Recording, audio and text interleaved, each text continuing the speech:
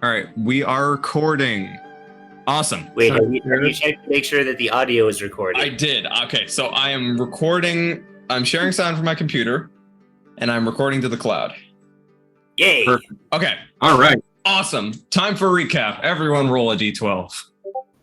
Yes. Oh, there it is. Just outside of. Cousin Oh, it's been a while. He's right. Yep. For a while. Damn it! Oh, fudge! We see copies Well, of us by hitting the subscribe button. Oh, this is evil. God Let's damn. see here. How do you... 12, Berta. 12. Whoops. Sorry. My brain is gone today. 2. Oh my. Well, you're so Yeah. safe because Karu rolled a 1. Give me a second. Oh my god. It's been forever since I did it. This is just not good. Let's see here. I gotta do. Give me 5 seconds to just get myself set up. Oh, my computer. Over here. Yeah, this is a nightmare one because we are. Oh my god. We are 2 weeks back. What the? B12. Excuse me. B12. Yeah, there we go. How did you do that? E120,000. Why? Okay, well, how did you Why do would that? You do that? Wait, can you just hang on? Slash roll 1d3. Oh, it does work.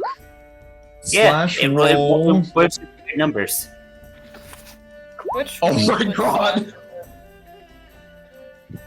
Yeah, Well, you've just been hit for 8 numbers. You just been hit for 1.8 million points of damage. What? Wait, how did you get the period in there? Oh, I don't because know. E Oh my was 28. Okay, Oh my people, stop goodness. putting in random numbers. We need to know what the fuck happened in the Why last is session. Rita Michael Jackson? All right. Anyways, Karu. All right. What happened last session? All right. Well, we got kicked out of yet another town. We went into Ravisac and immediately noticed enslaved goblins, which quite predictably led to a death cap.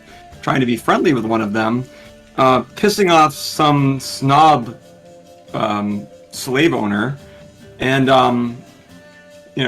not too long after this, Zaroth defended Death Cap, and the town guards were called by this slime bag. Karu tries to bluff his way out of it to try to, once the guard leader, I don't remember what the guy's name was. Was the leader of the guards. Let me check my notes because I don't remember either. What's his name again? I can't remember. He was like I think he was a was he He was a green dragonborn. I don't remember what his name was. Yeah. he was an emerald green. Emerald green. Yeah. Dragonborn. But I Right. don't think we ever got his name. or Yeah, if we you did I- get his name. No, You you did, didn't. but I can't remember. His name was Sir Akaton of Spyhorn. Okay. Yeah, I we could- definitely didn't get that name. Anyway, he stopped the. So I was like, I have a name for him. stopped But the you haven't combat. asked. There was a kobold uprising thing that was going on where we ended up ending those kobolds pretty quickly, hoping that would allow us to get off the hook and not have to be questioned. But and also Karu tried to bluff his way out of questioning by saying that we were invited to meet at the Octatic Ward. But this Dragonborn was not having it, and he insisted upon escorting us personally to the gates of the Octatic Ward, whereas, Karu insisted on being a Giga Karen and, zap the guy in the face with a nasty mind shock spell, but he had more hit points than I'd expected. And so, we were promised that we'd be questioned. When we were led to the Octatic Ward, however, there was a bloodied acolyte came out from around the side of the wall, saying that the leader of this Octatic Ward was Esherin Terrazalin. He was the son of Gossamer Terrazalin, who is a drow, if I remember right. Correct. Drow archwizard for the Octatic Archwizard, and evidently, the Terrazalin, he's this crazy, this bloodied acolyte was saying that Terrazalin is mad and he's looking for Morty's staff, and we happen to know that Morty's staff, Morty had told us Morty's ghost or whatever had told us that the staff was at the Tower of Phaal, which is disturbingly near the town of Ravisac, and so we are speculating that Esheron was looking for or trying to follow up, and has maybe some intelligence letting him know that the staff was at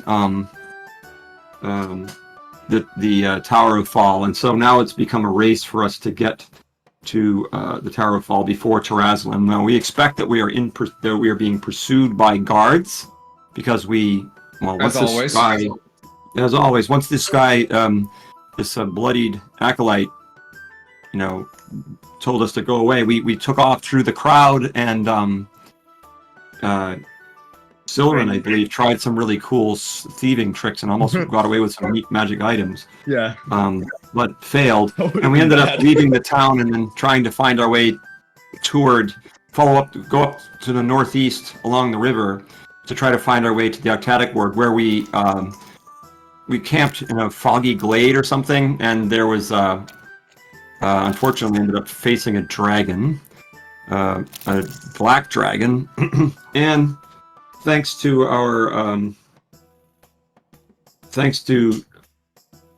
Dane, we didn't get smoked, and we're still around. And but now we're trying to, this session, probably trying to get into the Tower of Phaal if we don't get caught up with first by guards and some of these followers of Terrazalin or whoever else. Oh, so I don't. Sorry, go ahead. Yeah, did we miss anything? No, you didn't miss anything. I just wanted to mention a little detail. If you guys saw in Ravisac, there was a place labeled the Draconid Protectorate, which is not how you use that word at all. And that's because this is a guild of freed kobolds whose mission is to take over the Underdark. And they heard the word Protectorate, thought it sounded cool, and went with it. So that's the thing. Those are the little kobolds you guys fought. And yeah, the Draconid Protectorate. Yeah. Yeah, they're apparently really dumb kobolds. They're really we have the stupid. one intelligent. We have a super ultra intelligent kobold. Yes, seriously. No, I'm just a kobold who's intelligent enough not to go on a suicide mission. True. Ah, yeah. Well, that's a good move. They're fighting for what they believe in. I hope I didn't miss anything, but that's my take on what's happening. Okay. And for the folks who don't know, this thing with the these octadic, I mean, we've talked a lot about it already, but I hope that Xerath and everybody kind of gets the idea. These magic things. There are 8 of them, and if any one of these archwizards has more than one, they could sort of take over the world, and so it's important that we don't let them get more than one of them. That's basically the idea. All right. So we give all of them to Karu. Yes, all of them to Karu. Let him keep all I would not at all become like. It's like Sauron. Not Sauron. Yeah, I'd be. It's like if you give Gandalf the ring, he's like. Yeah, my name would be Karu Sauron. That's Sauron. Yeah. Spoiler, that's the BBEG. It's Karu after we get all 8 of these items. Right. Yes. I will neither confirm nor deny this statement. Right. I think we can all deny that one. You're assuming that Patty will get her hand on one of these things. Right. Oh yeah, true. Okay, so I believe last session Sure, again. Considering that there's a prophecy that we'll either save the world or end it, we could all be the big bad evil guy. Right. It's gonna be Death Cap with uppies. Oh yeah. That's right. Death Cap The is true terror of the world. Oh my god. If that happens, oh my god. If Death Cap, it'll be a Death Cap, heartbreaking the thing. ultimate villain of all time and existence. That'd be amazing. Okay. You guys. I demand the uppies. I must ascend to godhood because it's the greatest form of uppies there is. Yes,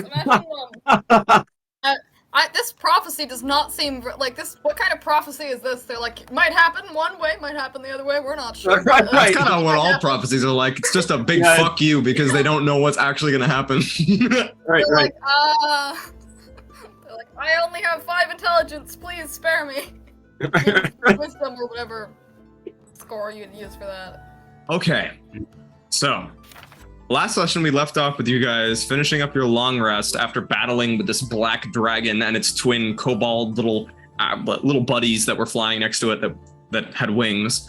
And we begin the session with you guys making your way through the coppice of smog once again, with this thick smoke and this mist curling around the trees and even lapping at your feet as you walk along this very poorly beaten trail, hoping that you're heading in the right direction. But as you come into a small break in the trees, you spot a very obvious landmark, that being a funnel of dark storm clouds that you can assume originated from the Tower of Phaal, as last time you saw it, it was encased in this mist and smoke that obscured your vision of it, and that was extending all the way up into the sky, where a tornado-like storm cloud just stayed over top of it, basically permanently.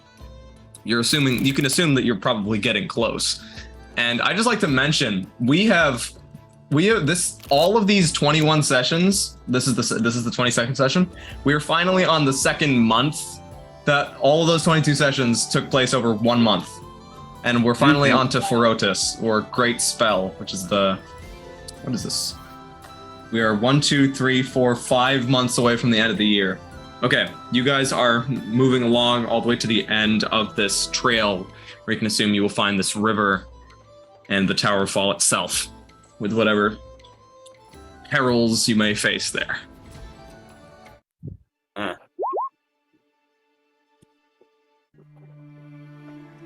Okay. Well, I know what direction we shouldn't be going. Oh, yeah? I'm just gonna point for like that dark funnel, and it's like that obviously looks like someplace we should avoid. A dark Well, funnel. that's Like, are you sure Tower about of that? Phaal, which means we gotta go towards it. Though the big question is, how are we actually going to get inside? You blow it up! I don't know. I think we're going to have to try to figure that out when we see what we're facing here. Opposed to that idea. I am not opposed to that idea. I am all for explosions. We may be reduced to that, but as of now, we know nothing about the Tower of Phaal, right, DM? Nothing. Nothing. Well, all you know is that it was once Actually, you do know a little bit about the Tower of Phaal. Let me just go. Yeah, I think I told you some lore a little while ago. You told me you told me the lore because I actually got a really high Arcana roll. You did, as always. Okay, Yeah. this is It a was like roughly you thought- 500-year-old tower created during the Blood Scourge. It was the domain of a mad lich named Phil Zisrin, who was the patron of a thieves guild called the Black Creed. At the end of its reign, Phil Zisrin disappeared, and there are half of the Black Creed still believes that he exists and wants to take the guild back to its old ways, and half of them don't believe in him existing and want to move forwards and turn it into like an assassin's guild kind of thing. So this is supposedly the originating point and a hideout for a mad lich that may or may not exist. There's a mad lich that hung out with thieves. That's a bizarre. Basically was the patron of these thieves, who were also wizards, like basically turned wizards. Wizard assassins. Wizard assassins. Since liches do need souls to funnel themselves, so likely they use special daggers that would funnel whatever they killed towards him. Ah, that makes sense. Mm-hmm. Let's see. Daggers, weapons, etc. Basically, they did weird, fucky soul stuff. Yeah. Maybe. I don't know. It never really looked too far into it. It was just a little fascinating tidbit that I read in the library. Ah. Is it daytime now? Is the fog, are we able to see through the smog? Actually, not really. You can see a glimpse of the sun as it's rising. I believe it's rising. No, it's about midday right now. It's 1 p.m. And and so basically we're surrounded by smog and probably black, wet trees and no sign of a path. You see vague god rays that are just breaking their way through this smog, right? And casting faint light onto the ground. But other than that, it's fairly dark out here. I see. I And know. there's no. I mean, this is not thick wood. This wood is like. Is it easy to walk through here? Yes, it's fairly easy to walk through. So, do we have an idea where we can probably see where we are based upon the sun, or are we still close to the river? The river? You guys were not actually. This river here? Yes, the one that was near Ravisac. Yeah. You are not actually close to the river at this point. You have veered off into this direction here. Okay, so we're okay. So do we have an idea where the Tower of Phaal is? We can't Yes. see anything. You can see the funnel of smoke, which is probably because that extends from the ground all the way up to the clouds. So it is a very obvious landmark. So we can somehow see that over this smog that's making it impossible for us to see. We can somehow see over the smog. It's dark enough, and the smog actually kind of recedes a little bit as you're getting closer towards the tower itself. I see. So And also, not to mention the fact that these storm clouds have like lancing golden, red, purple, and green lightning that shoots throughout this funnel like very, very frequently. There's lots of this lightning that is just lighting up the sky, and it is also a kind of reminder as to which way you're going. All right, so we're just following that. I guess that's okay. A long story short, right? Long story very short, yes. All right. So we need to get set eyes on this place before we know what to do. Unless you've somehow heard rumor as to how we can get in. I don't know. I mean, my best guess would maybe dispel magic. I mean, come on, green lightning is not normal. Normally, lightning is blue or something. Blue-white, white-blue, something like that. Actually, So, different color lightnings are normal. And Elvis magic smog stuff, magic again. So, very big dispel magic. Indeed. I doubt that. We'll probably have to concentrate several of us might have to cast Dispel Magic at the same time or something in order to try to stop this, because I'm sure the protections on that tower are much stronger than just a weak spell. We'll see. But we gotta actually get to it first. Right. So you can of course, I'm assuming we're walking through the woods here. Yes, you guys are still moving. At this point, I'd like to have Deathcap. I assume that you were leading the party, as you were before. Yes. Can you please roll me a survival check? Whoa. Nice. Okay. So yeah, you guys are heading along. Deathcap is somehow sniffing the ground and like using that as okay, the lightning seems to leave some kind of residual scent on this ground for some reason. I don't know. And you are magically, as a little goblin who's a lot of experience with nature, you can figure out that the direction of this corruption-like tower that has been acting like this sort of leech off the landscape is in the direction you guys are heading, and you keep your nose in that direction and are leading the party along just fine.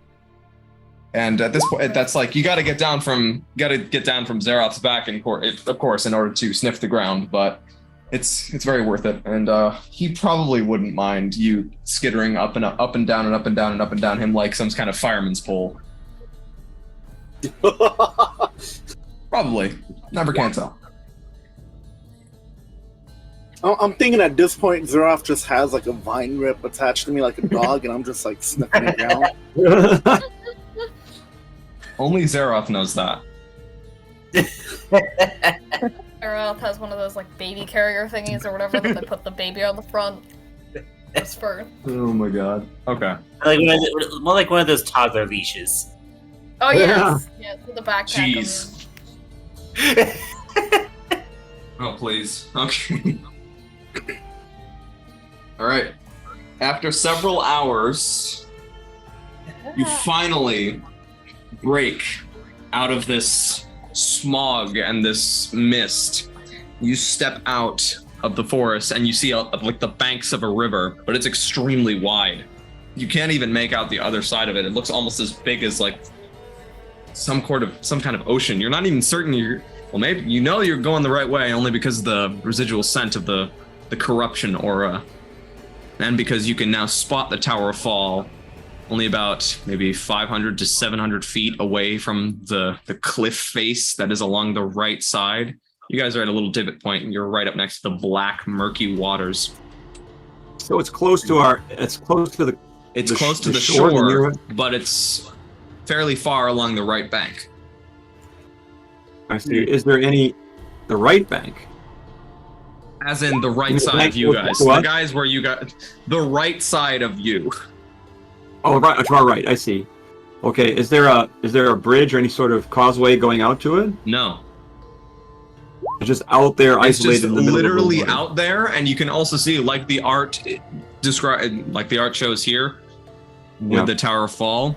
It seems as though there's a whirlpool circling around it and funneling down where this pillar of rock and earth suspends this tower. Although you don't actually see a structure from here, just this tower of earth, and then the funnel of smoke. The funnel of smoke is surrounding the tower? Surrounding the tower, yes. So basically a funnel of smoke coming out of a whirlpool in the river. It's kind of like pseudopods of smoke that are trying to grip onto the sides of the tower, and just enough that you can spot the base of it, which is getting swallowed up by this whirlpool. So you can see some parts of it, and the funnel of smoke is a little bit, it's just leaving residue behind. I see. Well, going up isn't going to. So going from the top isn't going to do anything. Hey, Deathcap, can you turn to anything that can swim and maybe check out what's going on under the water? I'm just like wiping my hands and like what kind of creature do you think? I don't know. Whatever you think might be good. A fish. I'm gonna like jump up in the air and wild shape into a goldfish. All right, you leap up into the air, assume like a swan dive position, and midair turn into a goldfish and plop back down into the water. And this seems to be natural water. It's just the surrounding reflections that are, of course, reflecting on its surface that are turning this a very disgusting, almost Icarus color. And it is very, very murky in here. Like it's mixed with so much dirt, so much muck that is very, very hard to see. And you stand out like a sore thumb, even in the water. In my mind, I'm just gonna keep on repeating over and over and over again. Just keep swimming. Just keep swimming. I knew this was coming. With your willpower to keep swimming and to look ahead and make sure you know where you're going and do this for your party, you find yourself just power swimming your way along the side of the bank here, and eventually you do spot from underwater the ripples and the tumultuous like torrent that is this whirlpool swirling around the baseline, ripping rock and just kind of eroding this tower, which stretches all the way down to the bottom. But you can barely make out in the black water that this tower isn't actually attached to anything. It seems to be free floating, except for a negative energy that is radiating off of the base at the very bottom of the river. Is this dark, like a strange hum that you can feel as you get closer to it. And it's very strange and it's very magical in nature. And it seems to be the way that this tower is staying still and not either falling over, getting swept away. Is it pushing me, or is it just a hum? You have to actively resist it. Like no. If you're thinking about the hum is just radiating out from this magical aura that keeps the tower afloat. It's not actually affecting you at this point. It's the whirlpool that's affecting you. You have to really swim against the current if you want to get a little closer in order to keep this whirlpool from pulling you in. Would I be able to expend another wild shape to become a different creature? Yeah, of course. Okay, so I'm gonna sacrifice another wild shape. I'm gonna become like a tiger shark. Seeing that they have better swimming speed, and I'm gonna like try to like fight the current and swim deeper. Okay. Could you make me a strength check, please? With the tiger shark. Yeah, tiger or like if you can find any kind of shark stats. Probably the exact reason why he switched to a shark. Or not. They have +0. Do they have +0? Really? Hang on. Let me look this up. See if Hunter shark. Hunter shark. 18 strength. Yeah, that looks like a shark. That looks like the kind of shark we're talking about. Yeah, so that's a +4 to strength. So that'd be a 15. That is actually the DC. So as you are turning into the shark, it is seriously slamming against you. This is not a natural whirlpool at all. It is definitely enhanced by magical properties of this tower. And you're fighting against it. And it's blurring your vision with all of this water that's whipped up into a frenzy. And you are able to stay at your own pace here, but you have to convert all of your energy into staying afloat and basically treading water underwater to stay in the spot that you are trying to hover in. If you spend I'm just gonna go ahead and minutes here, you're going to take a level of exhaustion.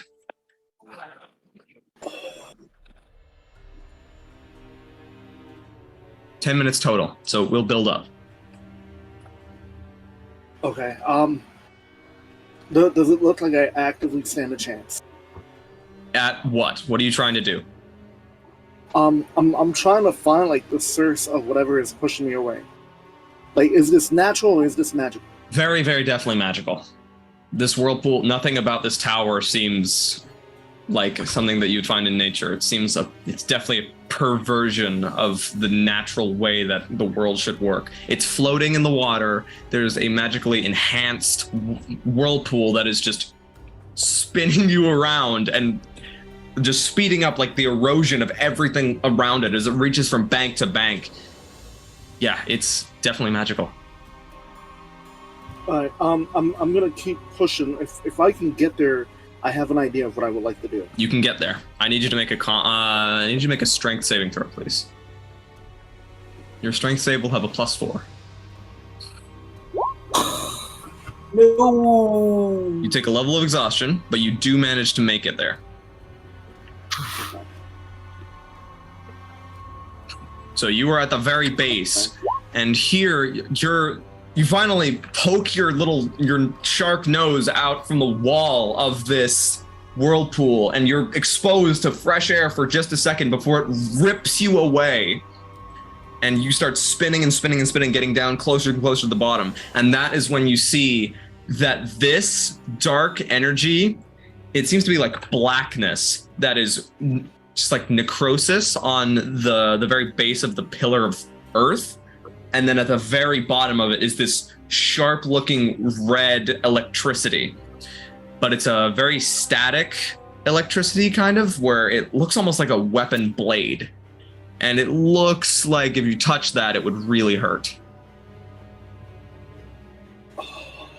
Good thing he's in wild shape. Yeah, good thing you're in wild shape here.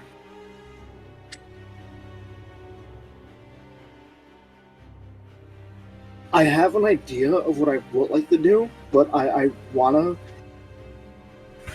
Okay, so I want to get as close as possible. Okay. And when I'm, like, almost within touching distance, I want to wild shape out of it, and as I'm getting pushed away, I want to cast Dispel Magic on this item. Okay, on this magical residue, you mean? Yeah. Okay, so I need you to make another strength saving throw, please. Come on, I +4. need all of the saints to help me. Yeah, but you're too. Saints did freaking help you. You got a 20. Okay. Yeah! You're getting closer and closer and closer. And at the very last second, you pump backwards with all of your fishy strength, all of your shark strength here, and then immediately shape out of wild. You transform out of wild shape. What does this look like when you're casting Dispel Magic at the same time as you're coming out of wild shape? What does it look like? So as I'm coming out of wild shape, I'm like, there's like leafy energy coming around me, and it's like a visage of Malazar, like holding me still as I'm casting this magic. Boom. Okay. So you're being held still. It's like a natural shield around you, kind of, and it's keeping you here as you're casting the spell. Okay. This is an extremely powerful source of magic. Can you paste Dispel Magic in the chat, please? I believe there's some kind of ability check you have to do for this. I'm casting it as level 4. 4? Oh, okay, 4th level. I know that this is going to be like... It's going to be difficult for an item. Okay. 10 plus spells level. Sheesh. Alright.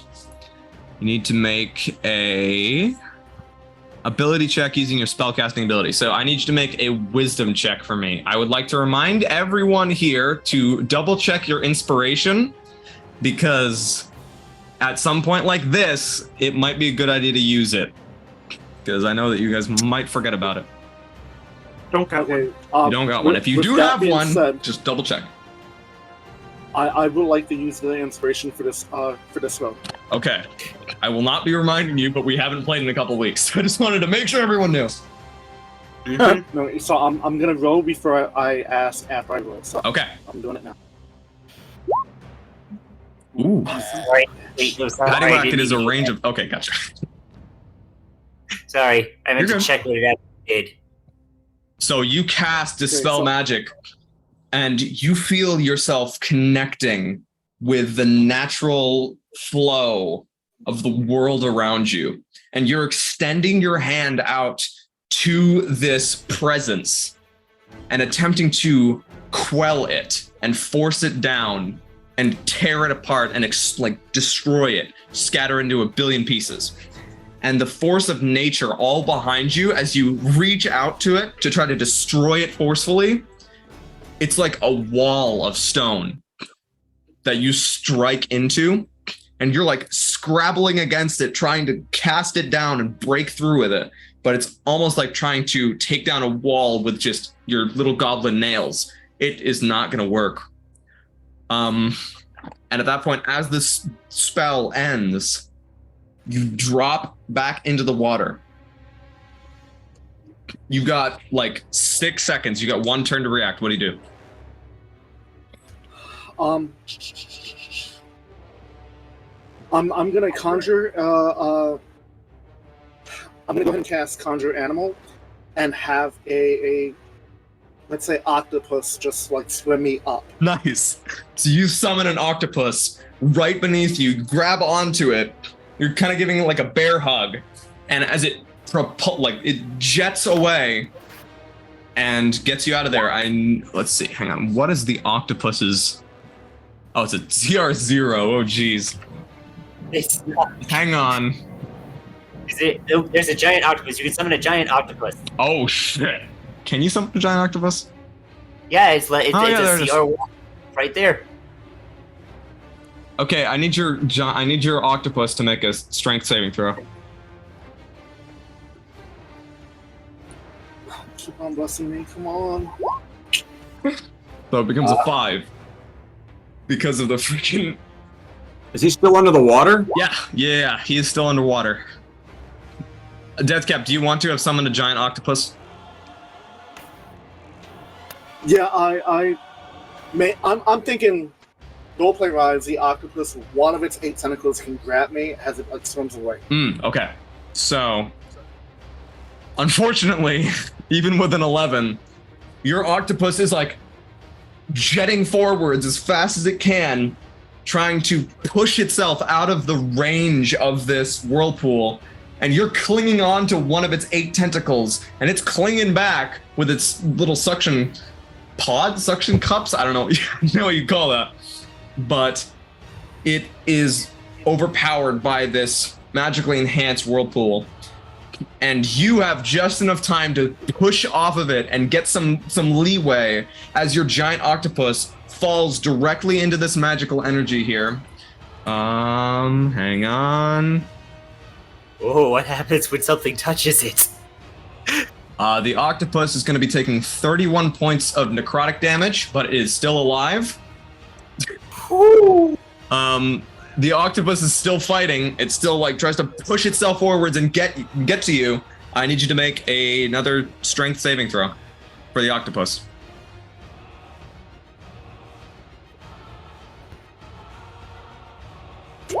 Oh, there we go. There we go. Whoa! Metro to the octopus. Octopus was motivated. Yeah, it's like, oh shit, that hurt. And Yeah, I don't like that. it finds the right tide in the current, follows along, actually pushes forwards, gets caught in the whirlpool current itself, spins around a couple times, and then uses that to jet forwards, catching you and pulling you upwards, and it launches you out of the water, and you land on the bank. You probably jump about 10 feet, and then smack onto the ground, into the sand, coughing up this salty water. Oh shit, that's the wrong thing. All right, and you're just spluttering there on the ground as everyone else is standing about 15 feet away from you. Holy shit, what happened? I'm just gonna like, what was the shape of that item? What did it look like again, so I can describe it to them? So it looked almost like a stake of wood that comes down to a fine point, but it had several ridges that led up the base of the tower, and these ridges had this black energy along them, but at the very edge of the ridge where the blade would be, it turned to a crimson color and was glowing, kind of like a lightsaber glow, except with dark wisps sizzling in the water. It seemed to have been generating turbulence that way.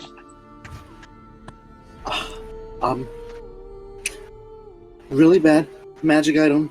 Goes hoo ha almost killed me, and it's, I think, causing all of this really bad water. And like that, I'm just gonna like cough up more water, and yeah, I'm not going back there. I'm gonna pop a good berry in my mouth, just like eat. Yeah, somebody else can take the lead. Gotcha. So you pop a good berry. It's like, I'm busy and disoriented right now. From that description, could I make an Arcana roll to figure out the fuck was that? Sure, but you're gonna have disadvantage. I'm gonna have to what? You're gonna have disadvantage. That's fair. It was This a is very some weird magic. It's a weird magic shit. Let's see. I'm a scientist, not a wizard. It is Even if no this is- spell that you've ever heard of before that would do something like this, or any magic item. It seems like a base, sort of natural corruption and corrosion of the fabric of reality, blending back into the origin of the world itself, and like a very pure, raw source of arcane energy. Holy shit. That sounds like... That's insane. It sounds like it's kind of like primordial magical energy. Heck, even chaos energy of some kind. Just... What the fuck is this tower? More interestingly, how in the world did Morty get into it? It would have been helpful if he'd told us how he got in. Hmm. Trying desperately to remember if he's given us any information as to how to get into the Tower of Phaal. think maybe because he was an Oxhead, he had access. Right. I don't have anything related to this. Like, okay, by the way, this magic I'm describing here is kind of like a shard, a very, very minuscule shard of the Mystic Arcanum. Right. Which is something, this is like the nebulous substance that had very base sentience that existed before the world or the gods. And the gods only were created after a star collided with the Mystic Arcanum, and since it's reeling and colliding and created beings that would then, very, very oversimplified, but they would then create the world. And that was like the first event. So this is a very pure, raw shard of that Mystic Arcanum. A Big Bang. Does Death Cap know, or is that just like extra tidbit? That's what Paddywhack would have kind of gleaned from this. Yeah. Well, anyway, so since I'm wondering, do I have any hope? I mean, we communicated with Morty. He told us that this was here. Yes. I mean, he would have probably told us something about what we needed to do to get in. Yeah. Can I do a check to see if he did that? I was just going to say, roll a history or an arcana check. Oh, either one of those I've got good. I guess I'll do arcana because... Very basic history with card. Let's try a 24. Nice. Yes. Morty described to you that this tower was full of tricks and full of things that were trying to manipulate what your brain would interpret it as. And so he described there being some kind of invisible bridge which you could walk across. Either that or there was something that you could use to fly over. But what it was, he couldn't tell. And he told you that he found this sort of bridge with a simple casting of Detect Magic. Ah. Well, that's not bad at all. So immediately I cast Detect Magic. When we get down to the shore, I'll try to I'll get to the closest point we can on the shore that's closest to the tower, at a safe distance, of course, and there cast Detect Magic. Gotcha. At this point, you walk down to the beach where Verda's just scratching, making diamond patterns in the water, just looks up at you. As you cast Detect Magic, and you fine-tune your senses to the Mystic Arcanum, which is the root of magic here, and you open your eyes and look around, and usually it's like a presence that you can feel radiating off something. This time, it is a glittering and glowing image of a giant suspension bridge that is bridging from the Tower of Phaal's base all the way across to the far right of you guys, up where these cliffs were earlier. And so we have to go to the top of the cliff? Yes, you have to go to the top of the cliffs where this beautiful, pure light bridge is. Almost as though we're inviting you over. All right. Come, we have to go to the top of the cliffs. There is a bridge. Looks up at Cliff, sees nothing. The fuck you mean there's a bridge? I can see it, don't worry. I'm literally just gonna... I'm just literally gonna respond with, son of a bitch! I didn't have to do any of that! Why is this old man who's seeing things? We now know what's causing the storm, which means potentially we can find a way to, stop the storm from happening. And obtain a very valuable material in the future.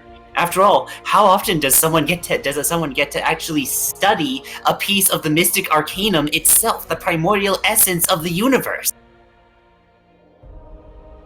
I'm only hoping that the bridge doesn't lead us up to this Mystic Arcanum stuff that you've had to face, Deathcap.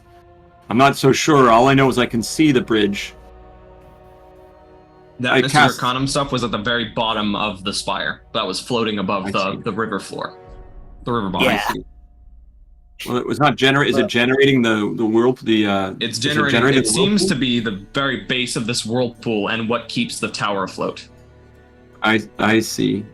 So the thing is floating in the river. Oh, I so see. basically remove the shard, and the shower, and the tower just kind of crumbles into the river. Ah, You can assume. well. I All I can expect tell you is that thing would dish out nasty damage. I'm sure Abel could handle it. I mean, he doesn't need to breathe, so I don't think we want the tower to sink into the river quite yet. no, Maybe no. This is something of note for the future. Indeed. It's something for future Paddywhack to deal with. Haha. Anyway, Is there a let's, way up the cliff? let's go to that cliff so we can find this invisible bridge. Hmm. The way up the cliff is basically just walking to your right. All right, we walk all right then. All right. You head to your right side, and you head up this cliff. So you're finally standing about 40 feet above the lapping river as it slushes up, creating gentle froth, and then recedes backwards on its way out to sea. And Karu, at this point, you do spot, again, this giant bridge right in front of you. I'm sure I'm the only one who can see it. Correct, yes. Well, I will go and walk out onto it. You walk out onto the bridge, and to the rest of you, you just see Karu stepping out on nothing and standing there like that Indiana Jones scene in the third movie. It looks like that, except he's concentrating very hard and looking right in front of him. I have a bag of sand, so I can actually take a play out of the. I have a little bag of sand in my bag here, so I'll throw some sand behind me so that it stands on the. Clever. So people can see where they're going. I'll just make a little trail of sand behind me so that people can just follow. What were you saying, Verda? I just said, now I'm seeing things. Oh, okay. And Deathcap, you were going to say something? I'm just gonna shout while I'm on Zeroff's back. I'm gonna be like, "Sisters of the Saints, he's suicidal!" Well, he's not following, so oh boy.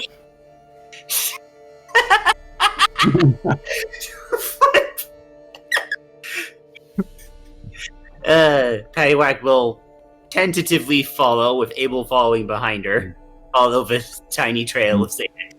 Just follow the trail of sand so that you don't accidentally go off the side of the bridge. It's quite large, actually, but don't take my word for it. Just follow the sand. So I just keep spreading sand as I walk across the bridge. You keep spreading sand, and it's very straight. You guys, if you are indeed following, can follow it fairly easily. And eventually, you step off onto a circular staircase, or a staircase that leads all the way around, that wraps around this tower, heading downwards into the whirlpool and heading upwards up to the very peak. At this point, you can spot that it cuts off only about maybe 60 feet above you, where you can see natural grass and a couple of trees even, and bushes leaning off the side of stone cliff faces that drag all the way down to where you guys are standing right now on the other side of this bridge. And the natural stairs just that are protruding out of the side of this cliff lead all the way up, assumedly to the top. But they're they look to be made of some slate-like stone and seem to be very, very, very narrow and even a little unstable. My question, are the stairs invisible? No, the stairs are made of slate/slate-like stone, and everyone can see them. Okay. No, you can see the stairs. Just So, what do you all say, up or down? Flip a coin? Down is towards the whirlpool, and that what did not go very well for Deathcap. Yeah. The higher up Maybe you go, up. Far away from the whirlpool may further be the good. fall is. So Be looking up to that. I say my vote's for up. Let's go up. What were you saying, Verda? Also, higher up you go, the farther the fall down is. Maybe you might have the luck to die today. But it's water, and water does some. No, actually, no. If you fall into something hard enough, fall into water hard enough, that's a like stone. It's not fun. All right, let's very carefully make our way up these stairs, I think. That's a good plan. Yeah. All right. You guys, you head up the staircase, just looking down at the whirlpool, and it is extremely loud, by the way.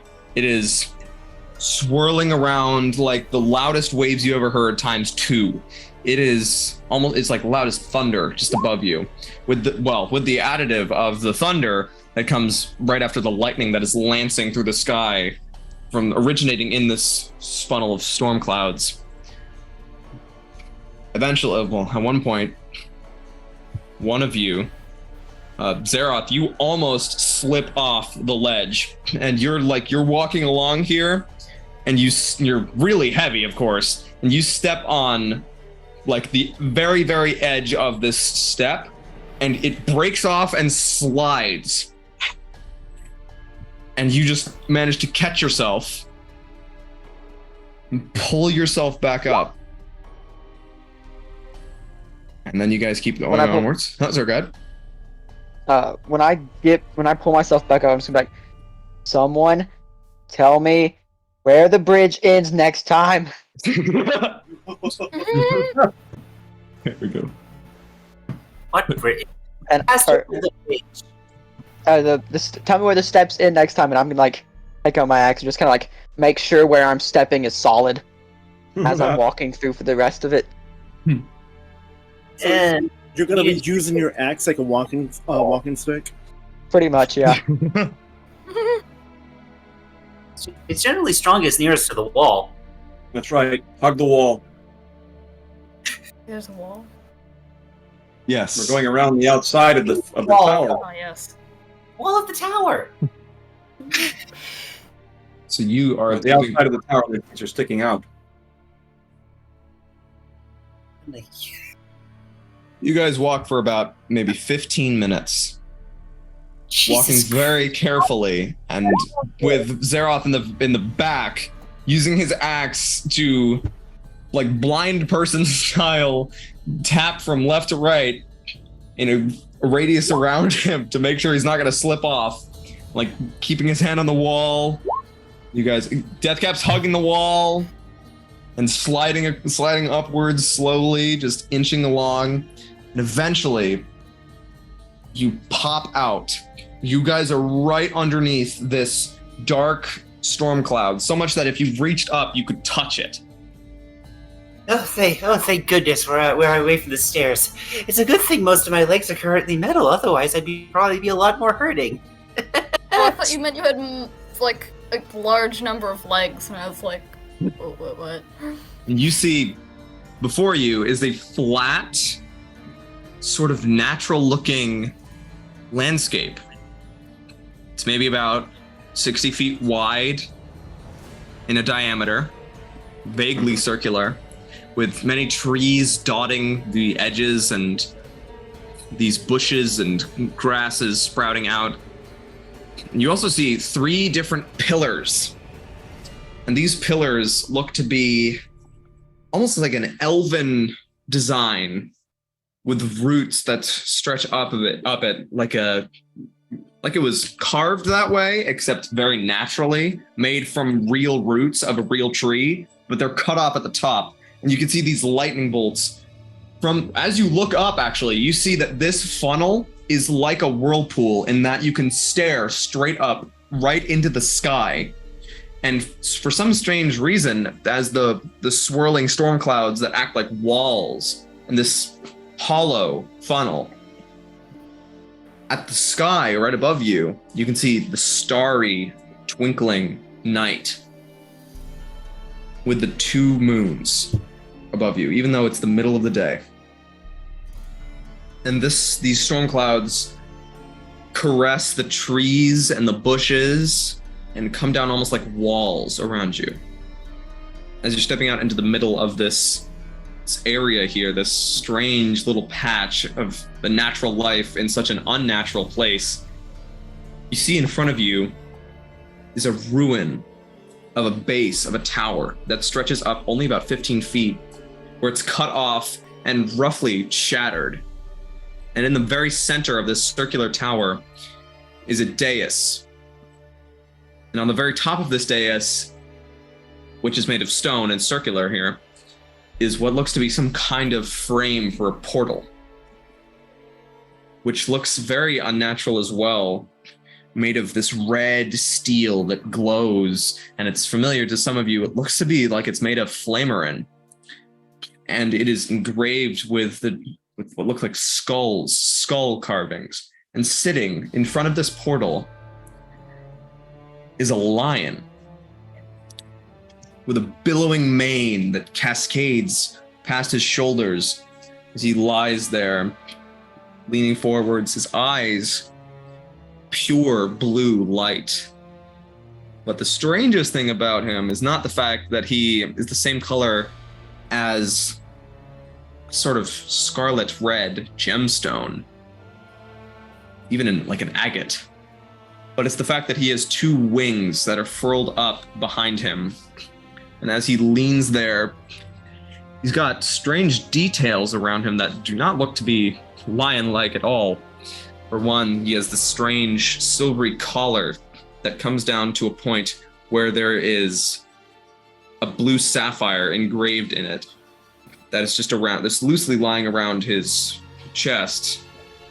And as he's leaning there, just staring at you, he says nothing. And the frame of the portal around him is filled with no energy, as the portal hasn't been lit yet.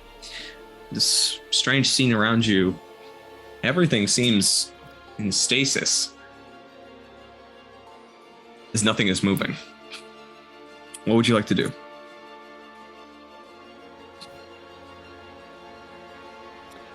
Well, I very rarely step out onto the grass. Step out into the grass and nothing changes.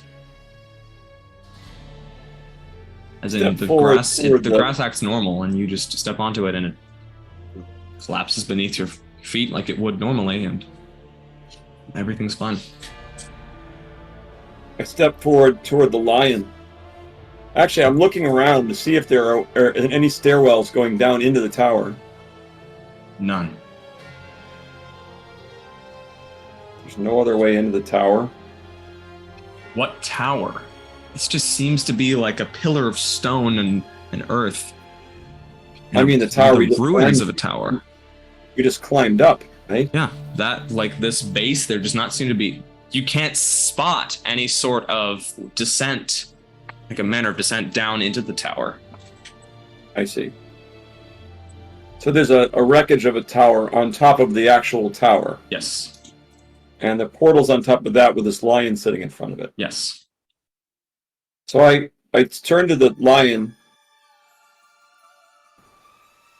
and what do I say to the lion? Let's see. I look at the lion. Does it say anything or move or respond in any way? It does. It's like, you can tell it's breathing. It's got a slight smile tugging at the edges of its mouth. And it's lounging there lazily, looking at you, blinking every so often.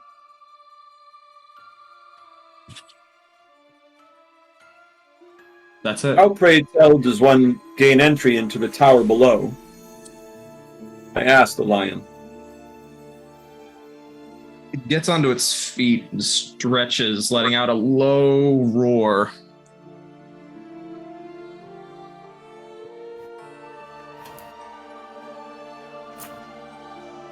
Getting into the tower. Who's a good time? It actually is what I think. Get into the tower. One must answer my riddle. Yeah, great, more riddles. Did you pass? You say pass a riddle. Riddle. Must answer my riddle. Okay. I can't resist a riddle. What is your riddle? You will not need to resist the riddle. You will need to answer the riddle. Oh dear. Oh, not only is it a lion, but it's also literal. I am Literal not lion. a lion. I am a sphinx. Okay.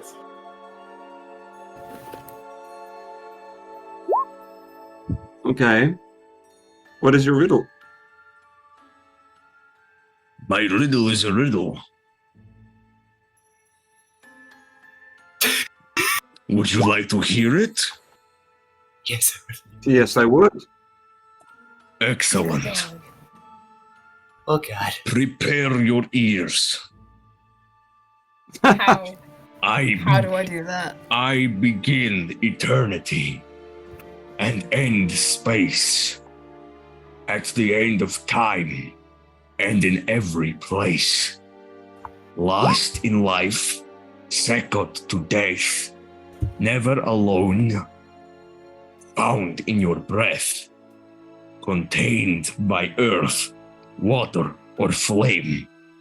My grandeur so awesome, when the dare not tame, not in your mind, am in your dreams, vacant to kings, yet present to queens.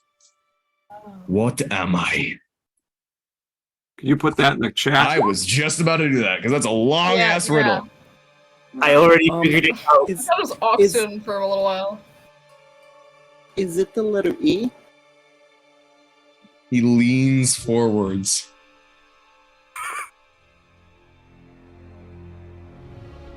And chuckles. Clever little goblin. Oh my God. How did you think of that? It's the only thing that came to my mind looking at You you. begin eternity and end space. At the end of time. I couldn't help but think. Gosh. It smiles and then extends a paw to its right side. Yeah, it's magic. Google can help. Yeah, I figured. The magic of Google, but no, I found it. I thought of it like midway through of just like all of these have contain the letter E. Oh I no, was- because once he said, "I begin eternity and end space," I'm thinking, don't think anything. Like, don't overthink. He's literally telling you what it is. Yeah, like he's a literal little shit. Yeah, it's at the end of time and in every place. Last in life, second. Yeah. to death. Yeah. Literal I was like- also has E in it. Yay. Because Yeah. I was thinking like nothing and whatnot. Like, if you eat me, if you die, if nothing is greater than God and all that. I was like, but then once it came out like that, I was like, okay, no, it's E. Nice. Anyway, what did The this? vacant and kings confirmed it. Yeah, that's a good Yeah. line. I wanted to anyways, we'll get to this in a minute. This is what happens whenever I don't make the riddle. Yeah. It gets solved in like 2 seconds. Sometimes I usually try to make my own riddles, but at this point I just No, didn't. you always have to. Always because- have to because Google exists. This happened to me at one point earlier. Like at one point, I think I copied a puzzle off something, and one of my players just Googled it, and I was like, "Oh my god, really?" Kidding me? I mean, Yeah. I didn't Google it. It was just like again. Oh my gosh. It happens every time I don't make a riddle. Every time you guys solve it in like 2 seconds. Like, god damn it. All right. All right. As the Sphinx extends his hand to the right side, sparks begin to appear in the center of this portal. beginning to swirl around and grow until finally it catches flame and becomes a full circular portal. And the Sphinx leans forwards. Be wary. The trials ahead of you will be taxing. In order to find what you seek, you must first prove that you are worthy above all others. I bid thee luck, as you have passed the riddle faster than any of the others that have come through here of late.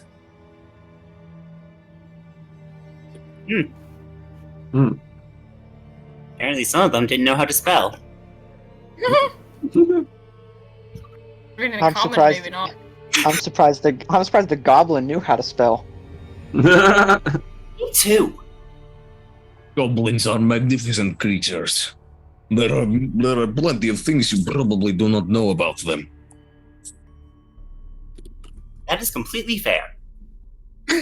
No, it is how the world works. The world is not fair. Nothing is fair. I'm walking through the portal. Yeah. You step It's just forwards. like it's a very literal sphinx. Little Sphinx. I'm It's like a pub still name. going. The literal Sphinx should be a pub name somewhere. To portal. Okay. You step. Okay, before we go, I just had to. I knew when I was doing this, I was like, they're gonna figure it out in 2 seconds. I knew it was gonna happen. Oh man, that's good though.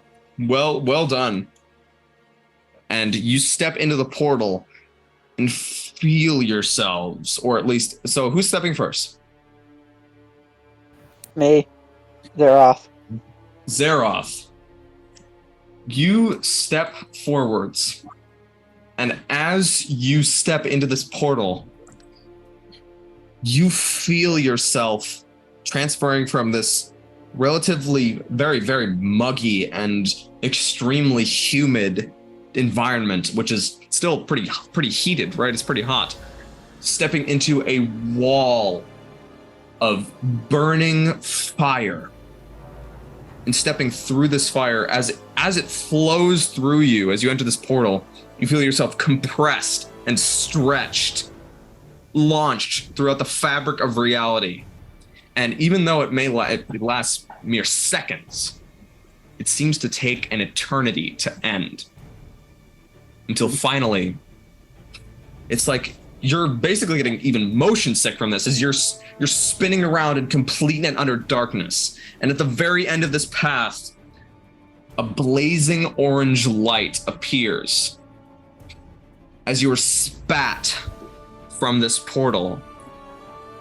You land on all fours in a pit of sand. You hear around you the cheering and the jeering of creatures all around you. Hundreds of them, it seems. And as your eyes, and as you raise your head and look about, you are in a coliseum that is extremely tall, 3 tiers with many different flags and viewing boxes here.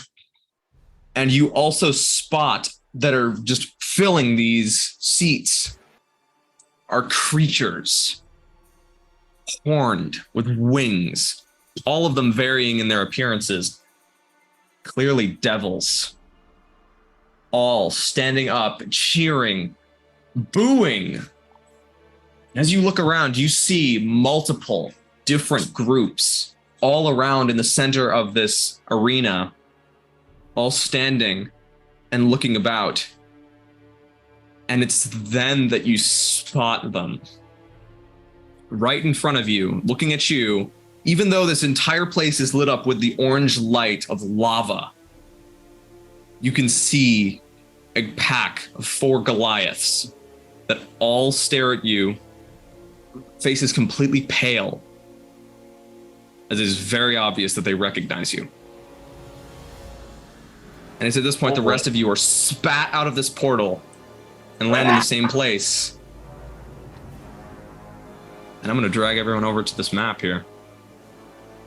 I just want to say, as soon as I land, I immediately just vomit from just the being spun and spun and spun. Whoa. You retch onto the ground and like puke all over the place. The sand is tamped down. And as everyone is launched out into this place, some of you look about and you spot that this trial arena place, this little coliseum here, is surrounded by darkness and swirling smoke. But between that, you can see what looked to be like chaos energy. Fire that shifts into steel, that shifts into lightning, that shifts into, like, it's just going on and on and on and on and on. But it eventually retains this appearance of this dark black flickering flame that lights up the sky with a corpse-like light. And some of you pale in the face. Karu. Okay, anyone with a 15 intelligence or more, probably like Karu, Paddywhack, you guys recognize that you are currently standing inside of Avexis. Whoa. Hell. Oh, God. Why- Oh, no. Oh, Verda. Verda, you also recognize from the stories and tales that this place is very clearly Avexis. Yay. Oh. Oh, no. I want to ask, do I recognize these Goliaths? Yes, most certainly. These are 4 Do I- members of a tracking squad that were very useful in your war against your opposing clan, the opposing clan of the Thunikalati. So, they were there when I got kicked out. Yes, definitely.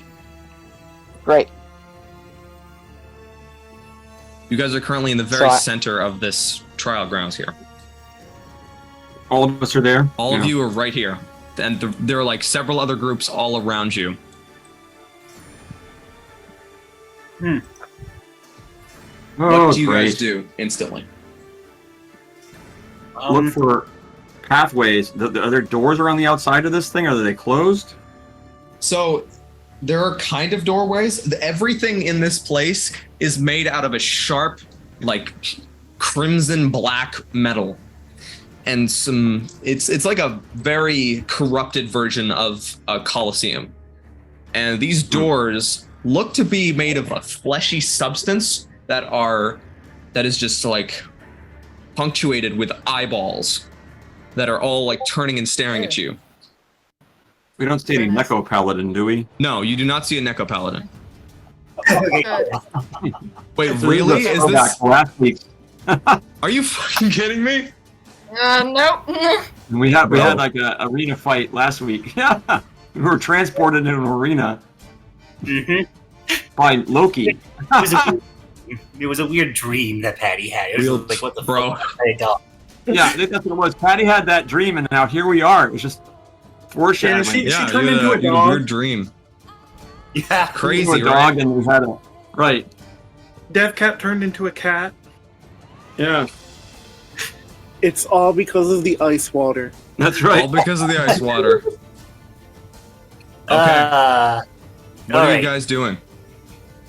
I'm pulling my. Well, I guess I already have my axe out, but I'm taking and stepping between my group and the 4 Goliaths, and I'm gonna yell back to my group.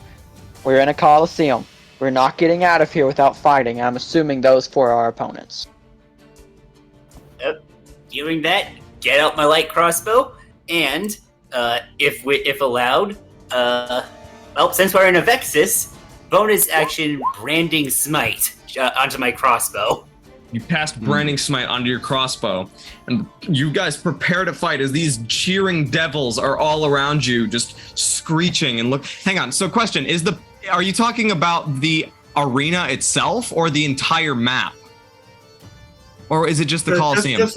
Just the Coliseum. Oh, that's because it's a stamp. That's a stamp in Roll20, and not in Incarnate. I thought you'd use the exact same map as me, and I'm like, what the fuck? How did you do that?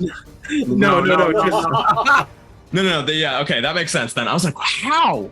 Okay, no, it's just that is a Coliseum. That is a Coliseum stamp in Incarnate. That explains a lot. Okay. It does the same. Except for By the way, would Paddywhack use the 1 minute spell before we know we're actually going into battle? It is a no, and then it's just like, all right then. Yeah, because since I have the repeating shot, I just grabbing the top of the crossbow and just.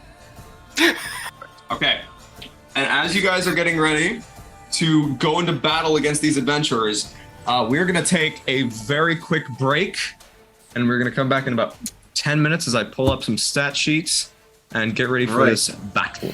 Comes up here. All right. Oh. Get something to eat.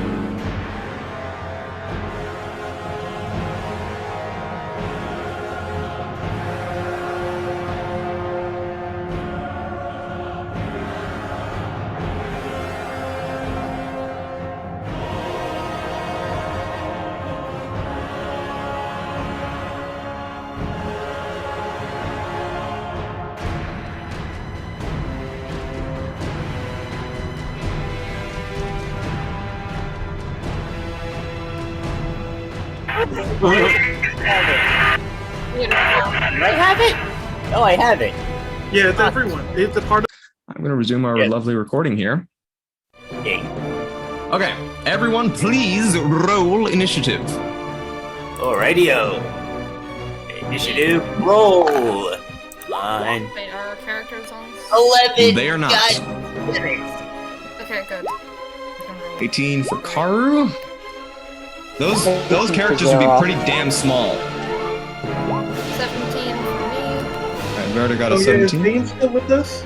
Oh I shit! assume he- I forgot to describe that. Dane did not follow you into this portal, and I felt I had like a thing planned, but I didn't write it down, and I didn't keep it in my brain.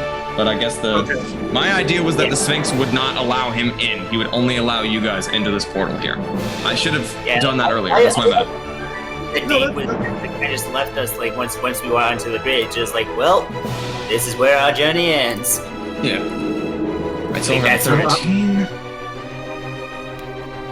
I assume he left to do his own thing. Yeah. Karu and Zeroth. Yeah, because he probably just like, okay, you guys are going there. I'll just cross the river, and I'm heading back to my destination. Plus How do we- one. Oh, you guys both have the same initiative bonus too. Shit. I did resume the recording. Thanks for double checking. Okay. I really appreciate it. Yeah. Thank you for keeping. See, again, I didn't want like I to said say before, you it, guys so I kick figured ass. I'd text you and ask you. Thank you for asking me. Thank you for double checking because that would have been bad. I did resume the recording. We are currently recording and I double checked. Thank you, Sarah. Okay.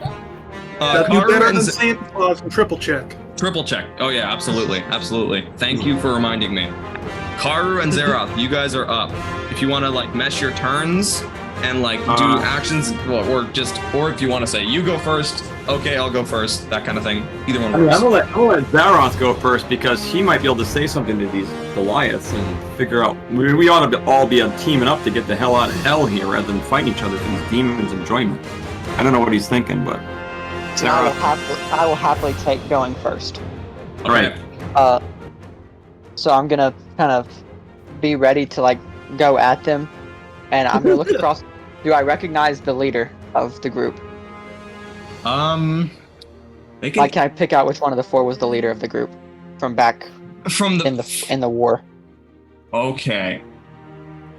Hang on.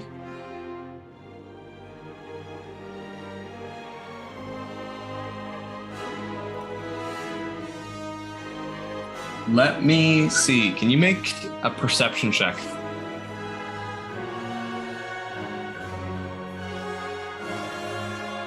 17. 17?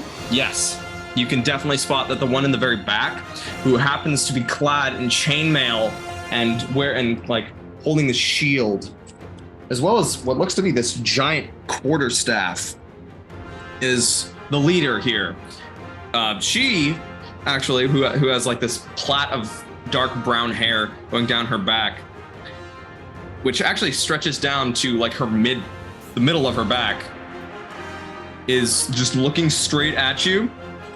You recognize her, but you don't remember her name. You remember that she was part of some kind of high, very esteemed warrior clan.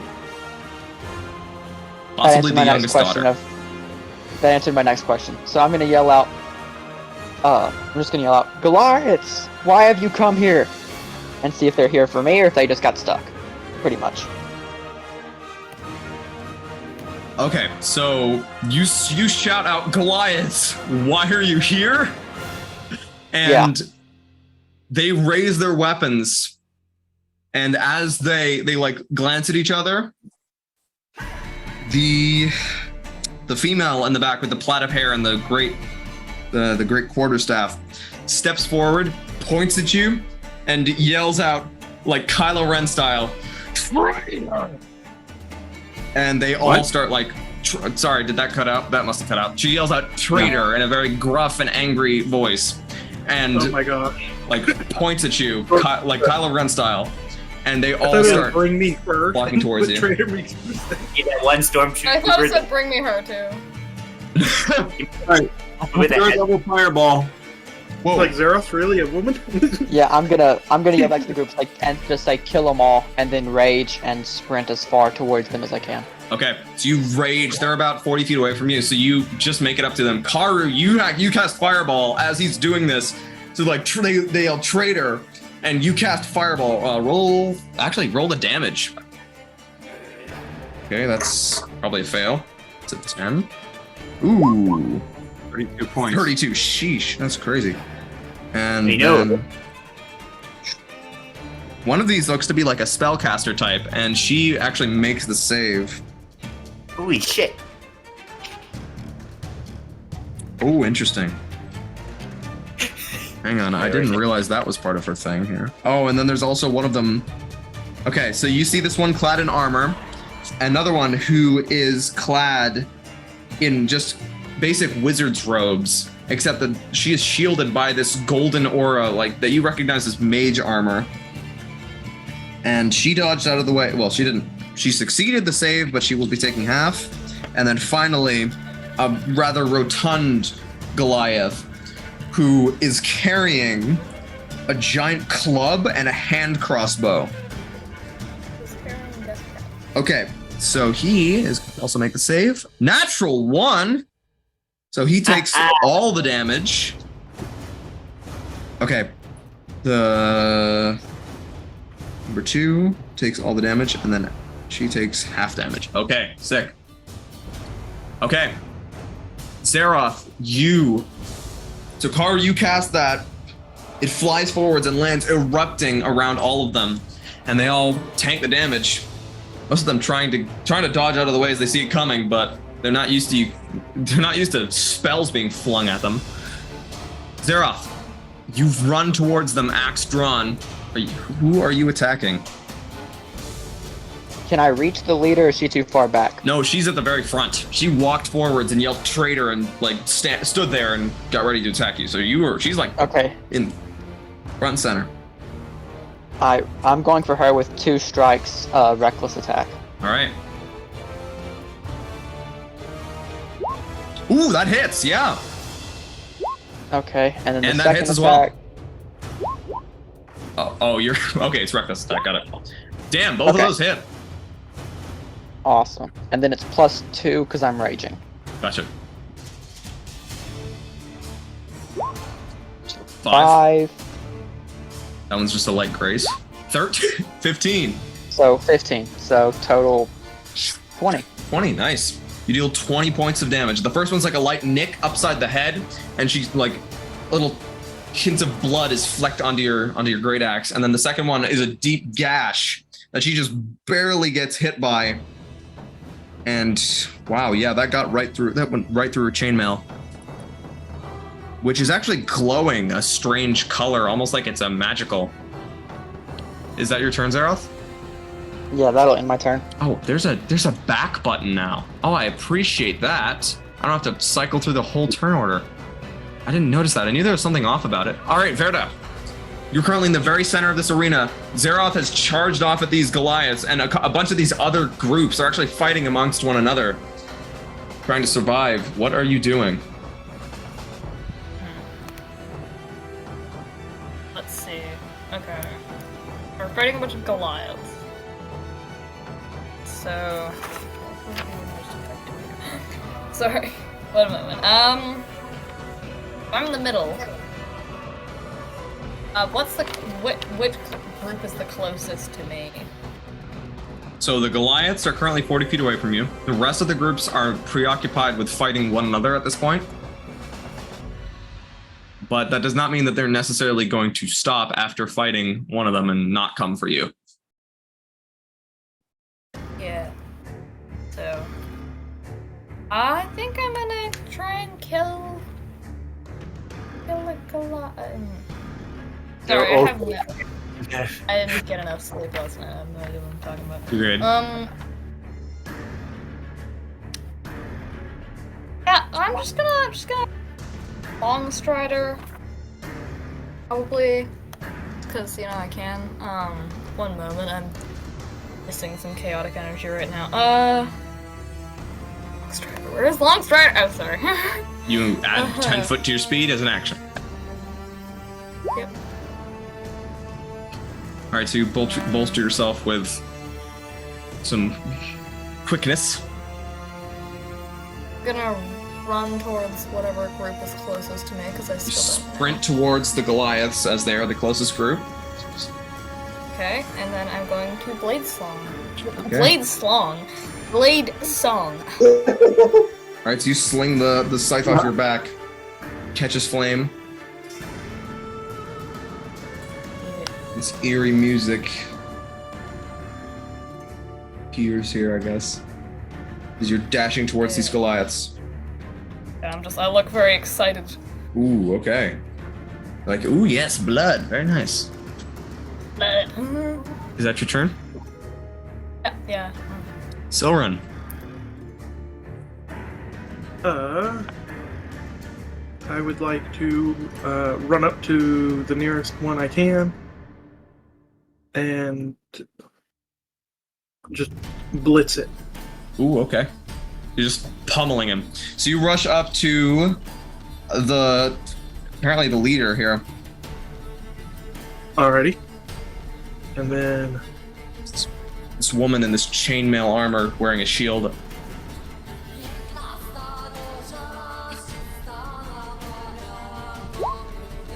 "12, unfortunately, will miss. 18 will also miss, as both of your strikes pummel into her metal shield that she holds up in front of her. She was not ready for Xerath's attacks, but now that you're flying at her, it seems as though she was expecting your powerful kicks and held the shield fairly low as they rose up. Said an 18 misses? 18 misses. Oh. Oh no. Oh dear, inspiration. Oh, no. Inspiration. Yeah. That hits. 25 hits. I'm assuming this is flurry of blows. Yes, this is flurry of blows. Okay. There, and then the only attack that hits. 9 points. All right. So you're like kicking and kicking and kicking, and finally, as you bait her down like a low kick to the shin, you come for a crescent kick over and kick her straight in the face. And yeah, that hurts. That hurts. And I Okay. center a little bit as my foot is on fire. Correct. Your flaming foot strikes into her cheek, and she jerks sideways, turns, looks straight back at you, and grunts. And is that your turn? Yep. All right, the Goliaths. Okay, the leader here is going to pummel her chest with one of her fists, and as she lets out a harsh roar, she's going to use Stone's Endurance to regain some hit points. Bonus action. Okay, that's really bad, but that's okay. We'll take it. She regains 6 hit points, and then she is going. I don't mean to, but I also have Stone's Endurance. It's a reaction to attack. Okay, sorry, you're right. It's not healing. It's a right. It's not a healing thing. I must have. Yeah, I don't want to rules lawyer you, but it's having the same ability as like. Thank you, because I. I appreciate that. That actually makes so much sense. I totally forgot how that ability works. I just remembered 1d12 plus con. So instead of that, she's going to. All right, lovely. She takes her quarterstaff, swings it above her head, and slams it towards Xerath. And you notice that Xerath, it is empowered with some sort of divine radiance as she hits you with a 24. That hits. Okay, and she is going to hit you with a 2nd level divine smite. Okay, let's see here. So you're taking 12 points of bludgeoning damage and 5 points of radiant damage. And then she's going to do that same thing again as she comes across, smacks you in the face with an explosive burst of radiant light, and then a second one to your side, right underneath your ribcage. And that's a flop with a 14.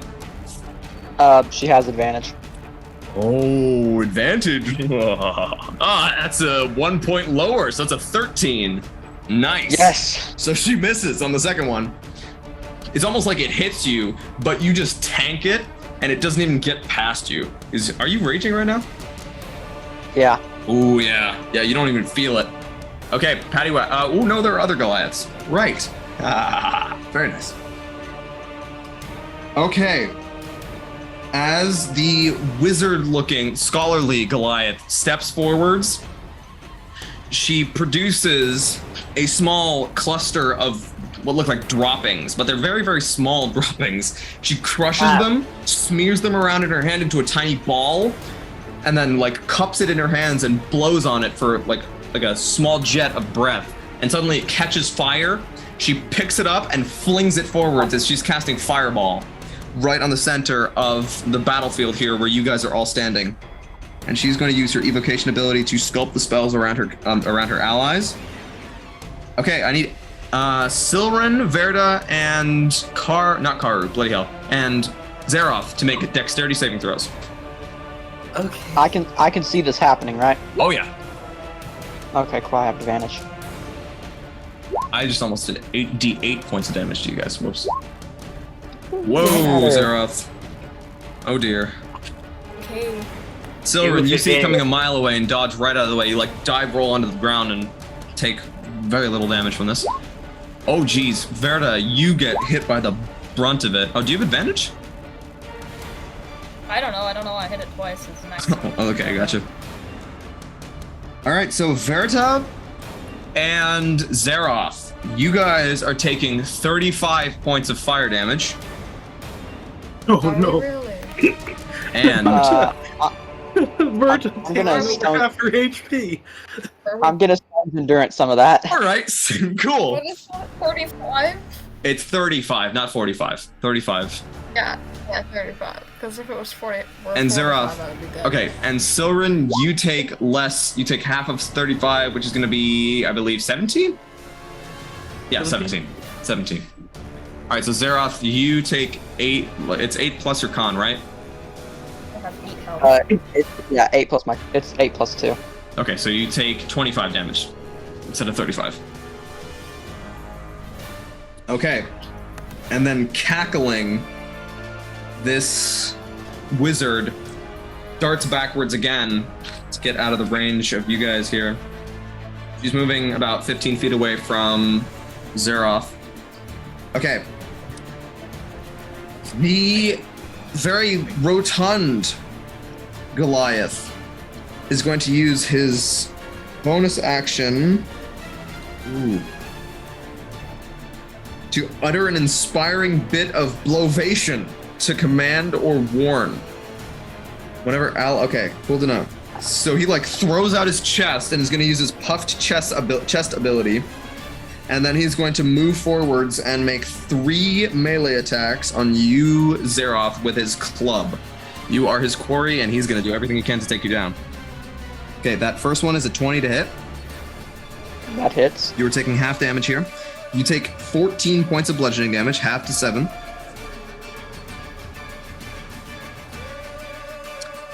Second one. Oh, shit.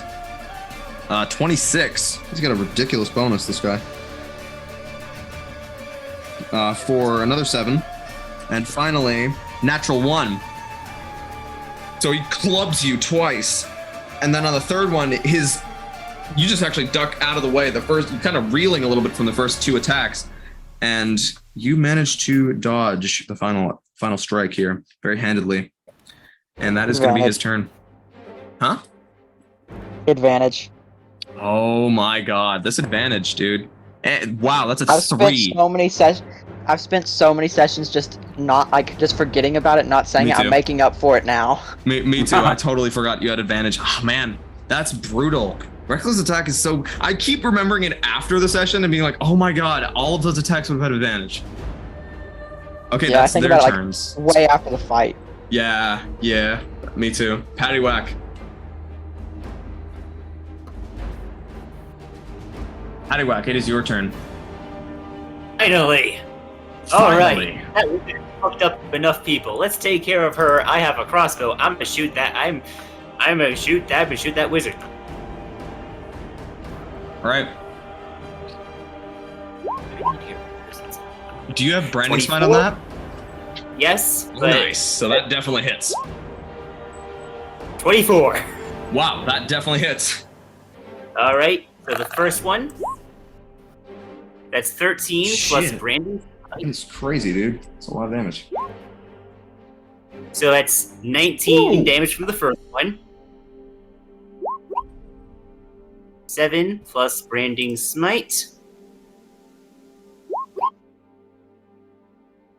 Holy So shit. it's total of 33 damage. Okay, 33 damage. As your go ahead. Yeah, to the Goliath wizard, as like literally just the bolts come out as almost just straight up beams of light. Okay. These just blasts of light, almost like lasers, strike into her with 2 shots. She gets hit with one and then just stumbles backwards, and then the second one hits her right in the gut, and her feet get knocked right out from underneath her, and she collapses into the ground unconscious. Or dead, actually. She's freaking dead. As from that fireball and from these devastating crossbow bolts, she is out. Nice work. Okay. She only gets to get 1 fireball off this combat.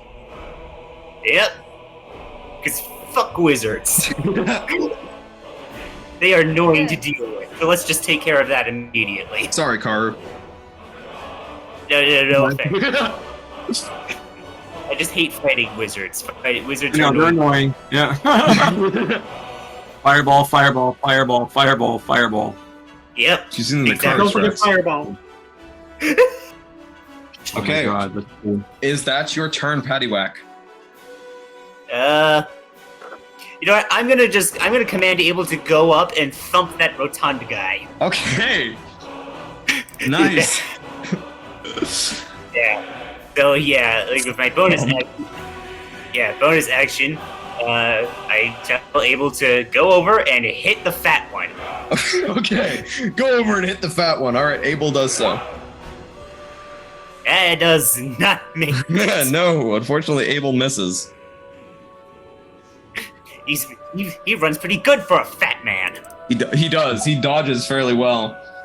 He actually Abel swings his fist over towards this rotund Goliath, and he actually just raises one of his arms and just bats it to the side like a pelt, like an Elden Ring parry type thing, and just knocks it out of the way. And this guy's really, really tough. All right. Well, that is the end of my turn. Okay, Death Cap. So I'm gonna go ahead and say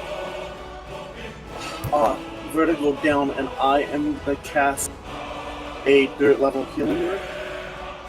Okay, Verda is still standing, but she is very low, and so your healing word is going to be very helpful. Yep, 17 points of healing to Verda.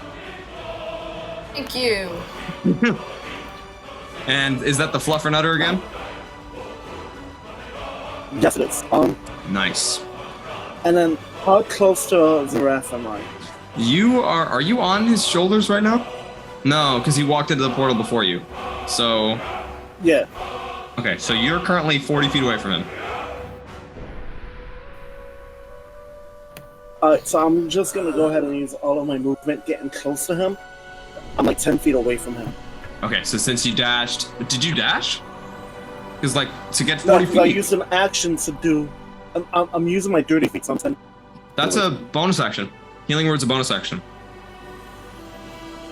Then yeah, I'll move and then dash. Nice. So you actually you can get right up to him if you wanted. Yeah, so I'll get right up to him, and then I'll climb up his back and say, "I got you, buddy." And then next turn, I'll heal some of his health. All right, you scamper up his back. You're now perched in your usual spot. You're like, I got this. As he's cleaving through these Goliaths. Is that your turn, Deathcap? That is. All right, Karu and Zeroff. All right. Let's see. I'm thinking, for lack of a better, these guys are still up and about, right? None of them are. The wizard is dead. The wizard's dead, right? Yes. Killed the wizard. That's good. But I've got I mean, I've got another 3rd level. I don't want to be stuck in hell here with no spell slots, but what the hell? I also don't want to get taken down. So I guess I'll fire another fireball at them, 3rd level. All right. I've got no choice. Okay. They're gonna roll their saves. 32, jeez. Okay. Well, first one, the bloated, the bloated Goliath fails a save. Oh, as does the paladin. As your fireball erupts, they're both taking 32 points of fire damage. Okay, the paladin is fairly low. She's looking bloody. However, the rotund Goliath is on his last legs. He's mortal. All right. Wow. Is that your turn, Car? That will be my turn. I don't know what else I can do right now. Okay, Xerath.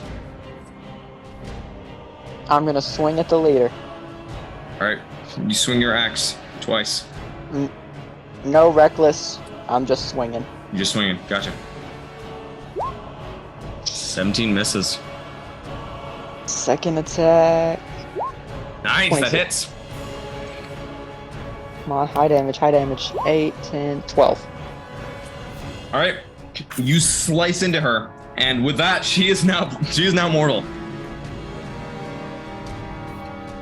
So the first one just bounces off the shield, second one, you find an opening and cut her. Seriously, that hurt. Sorry, we're gonna say something? That ends my turn. I was thinking about going into a frenzy, but I think I'm good. Alright. Berta. Alright. Yeah, okay. So, I think I shall run up and attack someone. Alright. Kill the fat one. Kill the fat one. Kill the rotund one. And I believe you have the mobile feat, so if you wanted to run up and attack and then get away, you can. Okay. I think so. Let me just... Okay. I should probably check me on that one. Yeah, I was going to, yeah. So, I think I can move maybe 45 feet, or maybe I need 55, you cast Long Strider. Oh, yeah. Awesome. Okay, so Yep, I'm mobile just gonna run up to the rotund one. Alright. I'm sorry.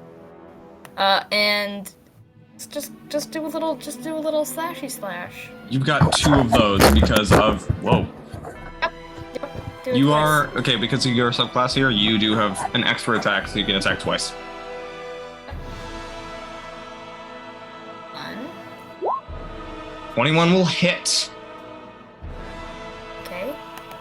Then we have damage, and that's not very much damage, is it? 13, yeah, that's good. Anywhere. Then we have Actually, yeah, he's down.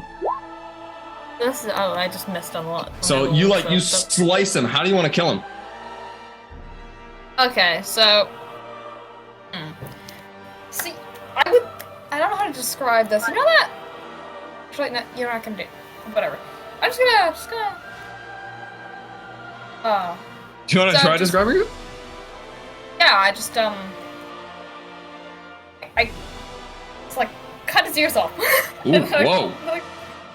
and I slash, and then I just stab through just kind of like the philtrum. Oh, nice. Very nice. Just like the point of my. That's actually really thing, cool. and then if he's still alive, I let him bleed out.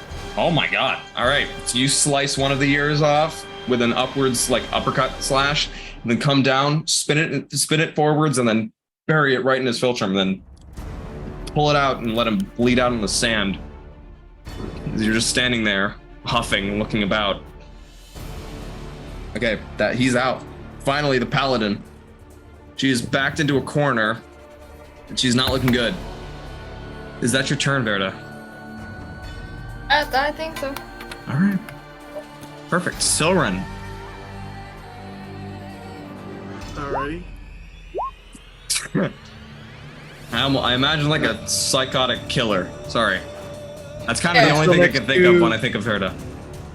I'm still next to their leader. Correct. You are still right next to them. All right.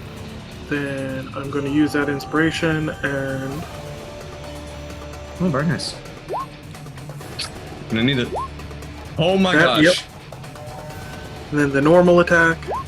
That, of course, that hits. Oh, the 19 doesn't hit either? Oh, No, the 19 is not hit. Alrighty. And then unarmed strike, or the Fury of Blows.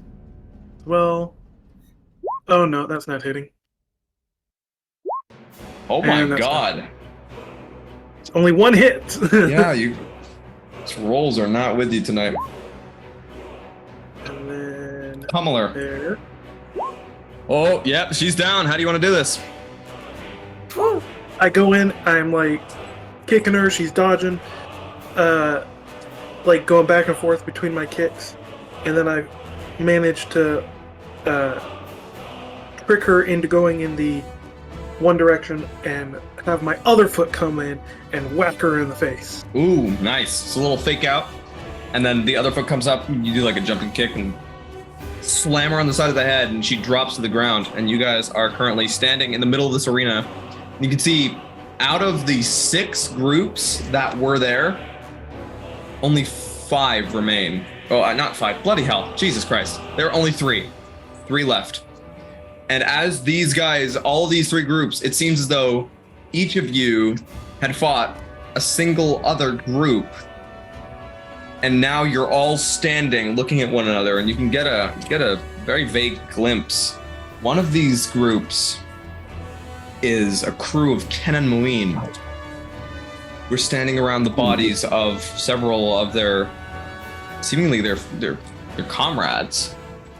And another of these groups is what looks like a bunch of acolytes and sages, wizards that bear the sigil of the Octad, the best, what is it called? The Arcane Octad. Followed us. And as you guys are standing here, the devil's cheering dies down. And coming from the grand auditorium, well, the very top, the largest building in this entire facility here, from up high, is a figure that slowly floats down and lands on the sand gently, with unfurled wings and long, long horns that curl almost like a ram's down by his chin. As he claps and moves and looks at all of you. Welcome to my entertainment play. Welcome to Avexis. You may wonder who I am, what I'm doing here, and what you can do for me. That last part's probably not true, but it's what I'm going to tell you anyways. I am Nasa, and this is my Nasa? arena. Yeah, you heard me right, Nasa. The devil that has dragged you all here as a part of, well, let's just say, entertainment. You'll be here for most likely a few days unless you somehow kick the bucket. But don't worry, you won't be staying in some kind of prison or some kind of complex like that. No. We've got a nice little place for you set up. And it only seemed fitting to start the show once the stars had arrived. And he gestures at all of you guys. It's a pleasure to make your acquaintance. Oh, Dawn Seekers. I've had my eye on you for quite some time. And it's a miracle you finally showed up. I look at Deathcap. This is not good. I'm gonna have my ears droop down and hide behind Xerox.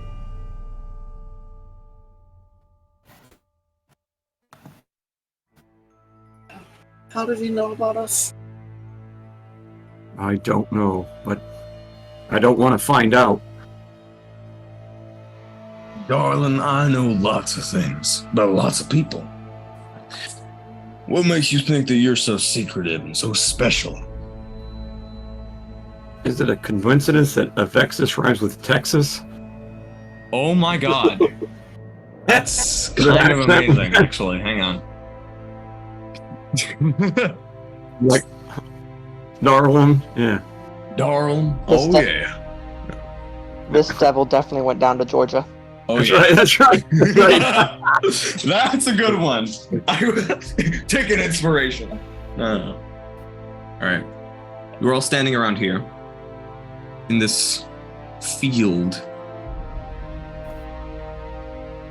And as Nesa steps over towards you, he's clad in this very elegant looking robe, this gown, with most of his chest exposed. It is very loose, and he's just standing there, arms stretched out as he turns and looks at the audience. You will all face 3 challenges. We've already weeded out the weaklings. And we might even bring some more in here. We'll see. Depends on who stumbles upon the tower.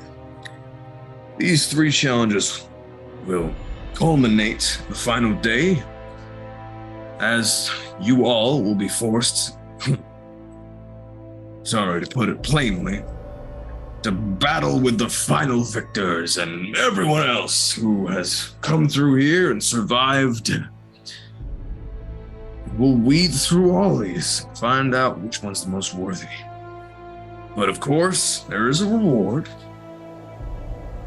He reaches into his robe and pulls out an elegant obsidian staff, tipped with a white opaline crystal that sparkles. Yeah, that is very, very obviously Morty's staff. And as he presents it to the audience, just turning around, I present a vestige of the Octad, the Staff of Stars. Recently plucked up the corpse of a foolish wizard who decided it was a good idea to venture down into the depths of hell and try to win our lovely little games. Although I'm sure he didn't mention that to you. and he looks at you guys. Did you kill him? Of course I killed him. What'd you think he'd die of old age? Impossible well, for someone it's like him. confirmed. We're doomed. Oh, No, you're not. You're not doomed. You're not fighting me. Or at least not yet. Oh, boy. What do you think I want? To just have you walk in here and die immediately? No. what do you want? I want what any man Money. cursed to infinite life in this hellhole, pun intended. I want entertainment. Your deaths upon immediately showing up. It's not entertaining at all. That's boring as a lifeless husk lying on the side of a road. So don't you worry your pretty little hides. You'll be adequately taken care of in the auberge. But come the days of the challenges, you'll find yourselves, well, challenged. But don't expect it'll be easy. Not as easy as this one.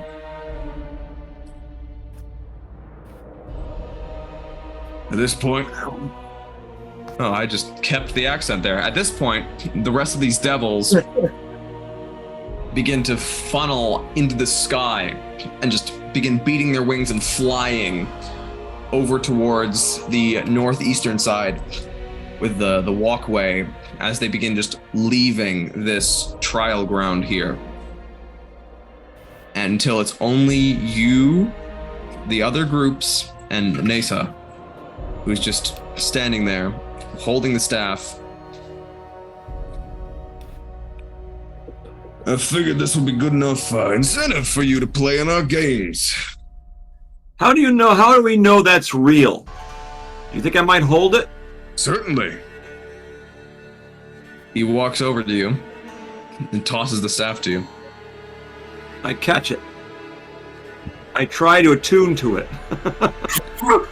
You you just catch onto it, and you go like, you just, you really strain yourself, like, I got this, I'm attuning to this. I try really hard right away to attune to it. You're like, oh, my brain is constipated, and you're just like, you're shaking the staff, and for a split second, you feel as though your brain has been opened slightly, and another presence just is slowly peering into your mind, and you hear a soft voice for just a moment before it's ripped from you, not by the devil or not by anything around you, just by the item itself.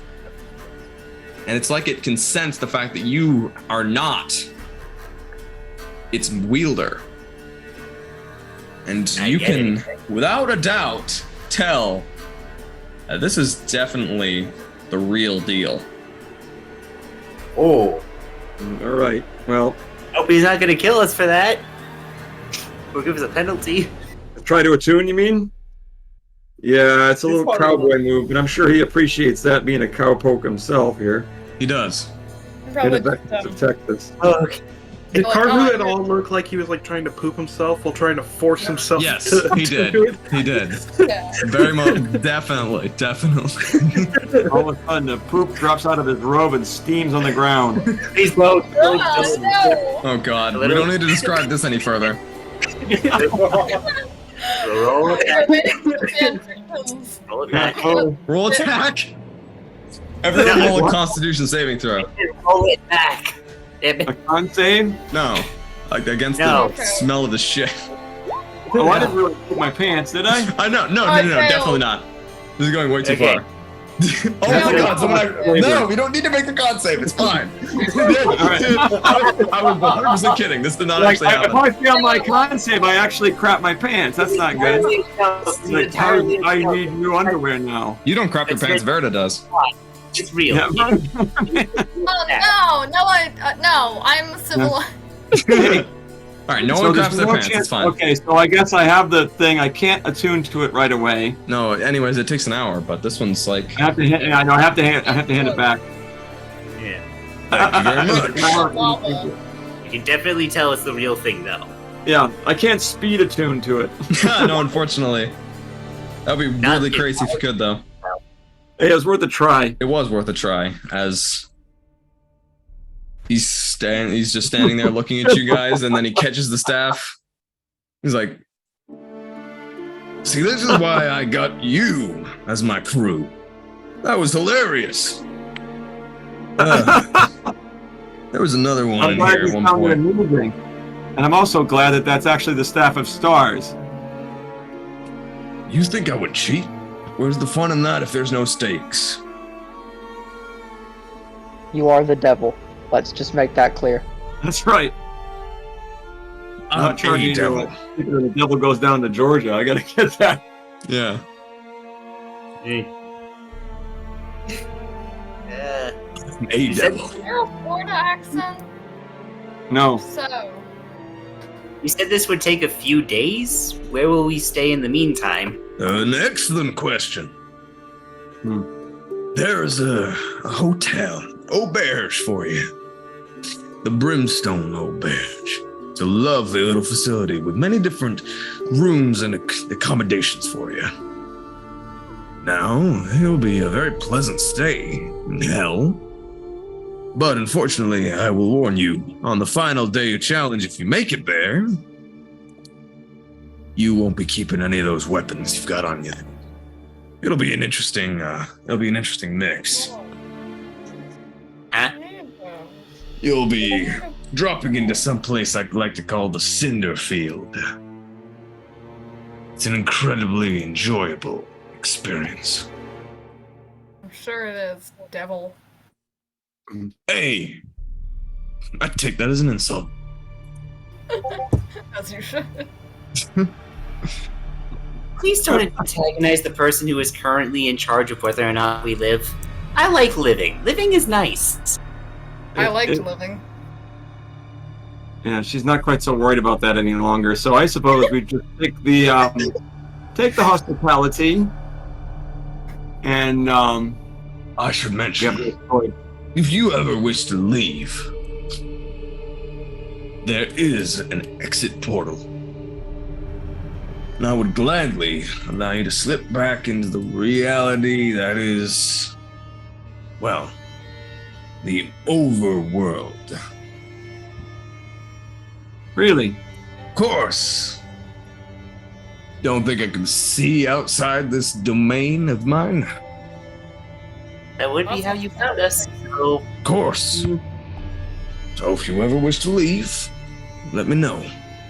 But this staff, this puppy's mine until you prove yourselves. You understand that? Can we come back later? Yes. sir. You could. Yes, sir. If you wanted to, you could come back later and participate then. It's up to you. Max out. What I discuss, go to the auberge and discuss with my colleagues before we decide what to do. You are welcome to do that, Karu Sarbi. What do you know? You say you know about us, the Dawn Seekers. Do you know about us as the Coalesced? Of course. What's gonna happen? Do you happen to know that? No one knows that.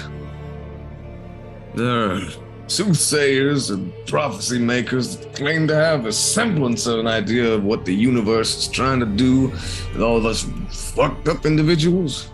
It's totally wrong. No one can possibly know everything that's going to happen before it happens. I just don't believe it. And since I can't do it, surely no one else can. That's how life works. Of course. You're actually a kind of disturbingly fair character. Oh, believe me. Once you get to know me, that's about the last thing you'd want to call me. I do not want to get to know you. Can we go No, now? You shit in the lava? Okay, so everyone's shitting in the No, lava. I don't think. No, we're gonna go. I mean, I don't know. That was Let's a long time ago. Let's talk with everybody before we gotta do it. Do we want to get out of here? How many Goliaths did I we think kill? we should. You killed 3 Goliaths. Did we kill the leader? Yes.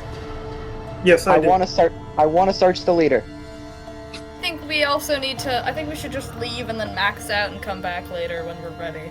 Yeah, I think we need that staff, so I doubt it'll be the reward forever. Someone could win it if we leave, so we may have to just do this now.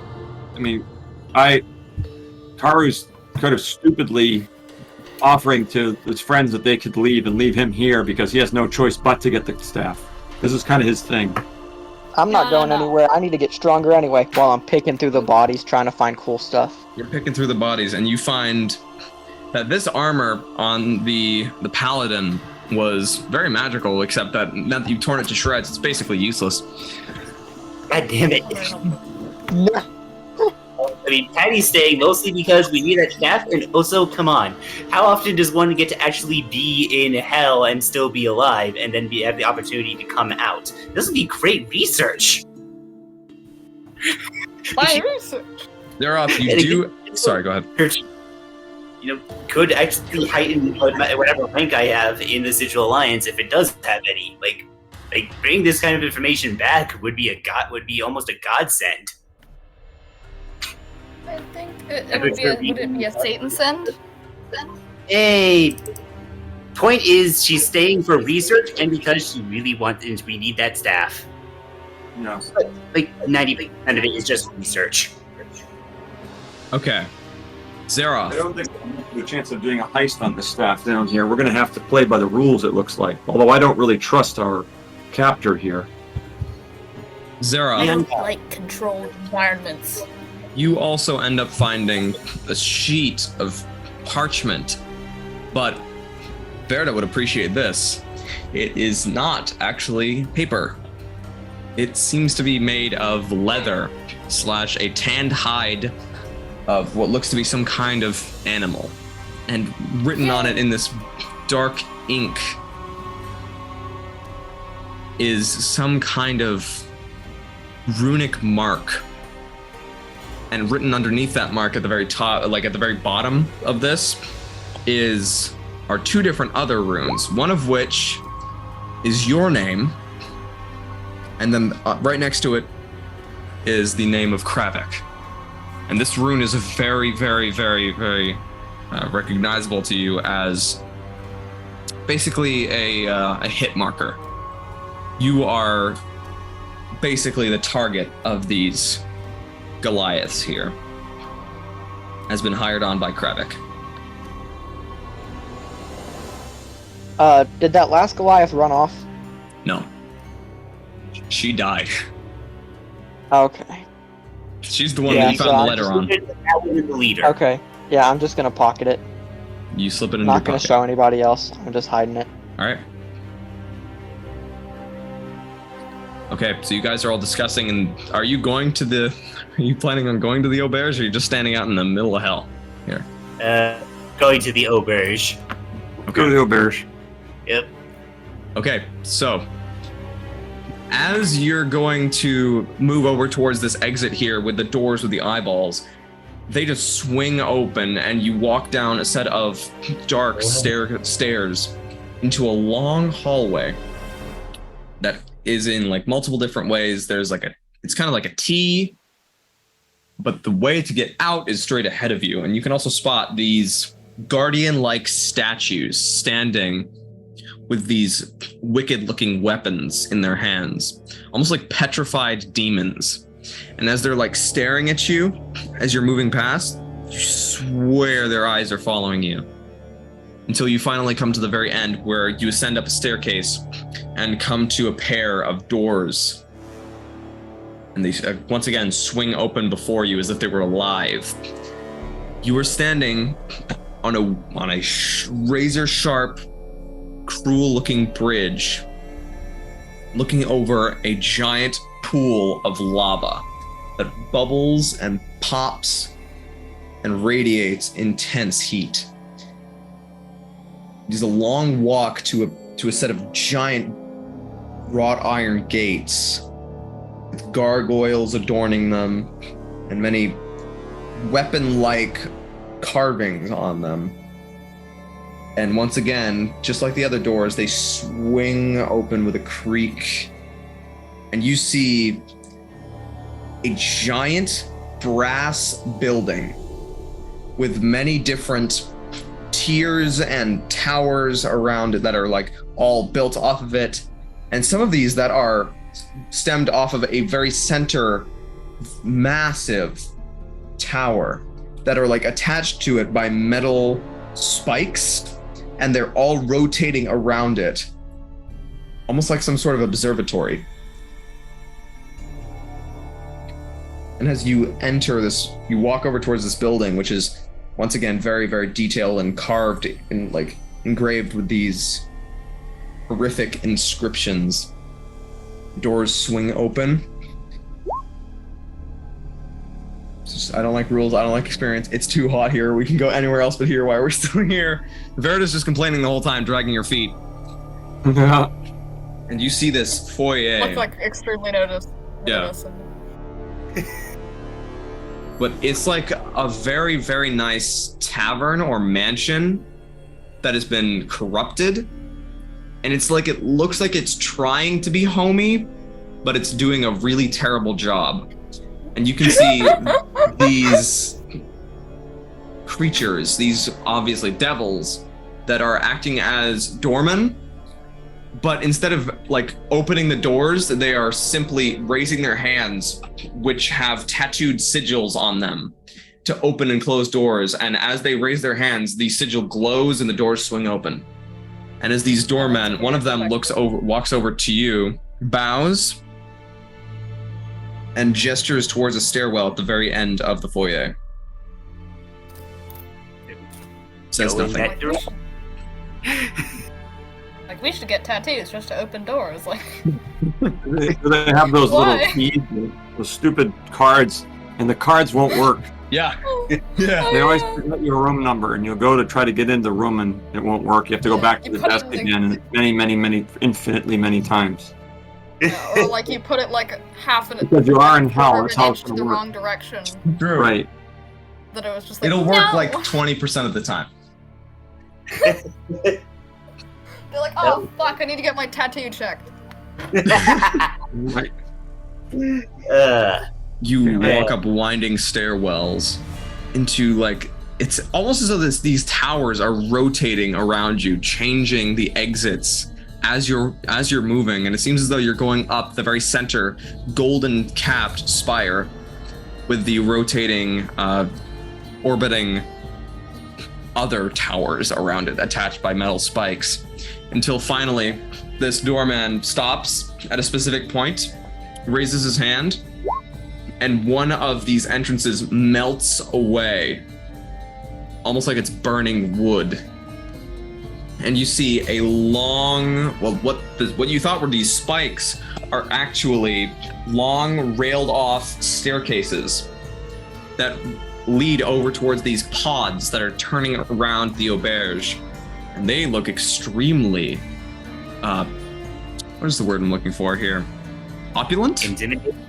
No, they look really fancy. And as this doorman is still holding up his hand, he's like shifting from foot to foot until you guys finally like funnel up this staircase. And the doors to this place open into a beautiful suite, which is in a circular fashion with a doorway that leads into the very center common room. And then there are 6 different doors all around in this common room, which you can assume would lead to individual rooms for each of you. Sweet. Literally, it is a suite. And then as you enter here, the devil like vanishes and appears at the door, just hands behind his back, standing there, watching all of you. Well, should probably get to sleep. We're gonna be having a hell of a day tomorrow. You know, I don't think this is really what people mean when they say go to hell. Yeah. And I'm gonna be sleeping in hell. This is just a weird day. Invisible bridges, eternal storms, and now I'm in hell. I wonder if they have postcards here. Check. Oh wait, we can just ask him. Excuse me, sir. Do you guys have postcards? He doesn't say anything. He's just like, he's looking at you, and his face remains completely neutral. Like, Satan, my tattoo isn't working. All right. Do they have a bar at this hotel? He nods. I go into. Tried hitting it against the floor and it didn't fix anything. Please don't antagonize him. Yeah, I'm gonna just enter one of the rooms and yeah. So Paddywhack, what does your room look like? Oh, I get to. Yeah, as you enter your room, like it looked like a completely blank space, and then as the door swings open and you step into it, everything just shifts and changes. What does your room look like? It looks like a cross between a bedroom and a mad scientist's laboratory. like the floor is wood and there is a bed, but it's a very plain bed, and it only exists in like one quarter. Well, like the other 70% of the room is just filled with various machines. You know, maybe even like a small anvil. Basically, it looks like an artificer's dream room. Nice. There's additionally like a charging stand for Abel. And if Abel stands on there as you guys are taking like a short rest or a long rest, if he stays there, he will regain all his hit points. Yeah. Like before he had to do it kind of manually with just a fuck ton of mending. Especially after the dragon. Holy shit. Like that took a while. But yeah. Is there The artificer's dream is like the only way I could describe it. Is there room for each of us? Yes, each of you have a room. Oh, I want to walk into mine. Okay, Zeroth, as you enter your room, what does it look like? There's a bed in the corner, and then there's just an open bar, just filled with drinks. Just a lifetime supply. I would never have to leave this room again. There's some spots for like hanging axes and weapons and stuff.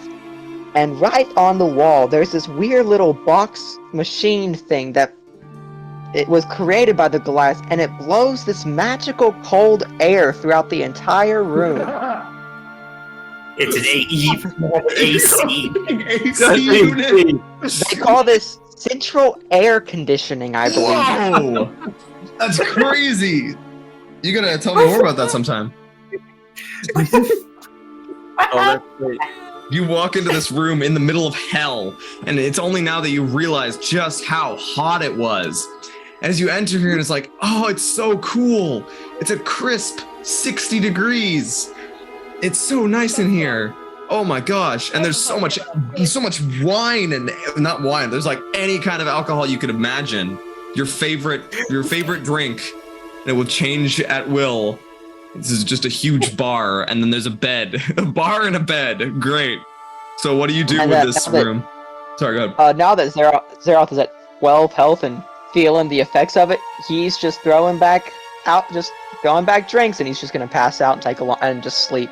Just sleep for as long as he can. All right.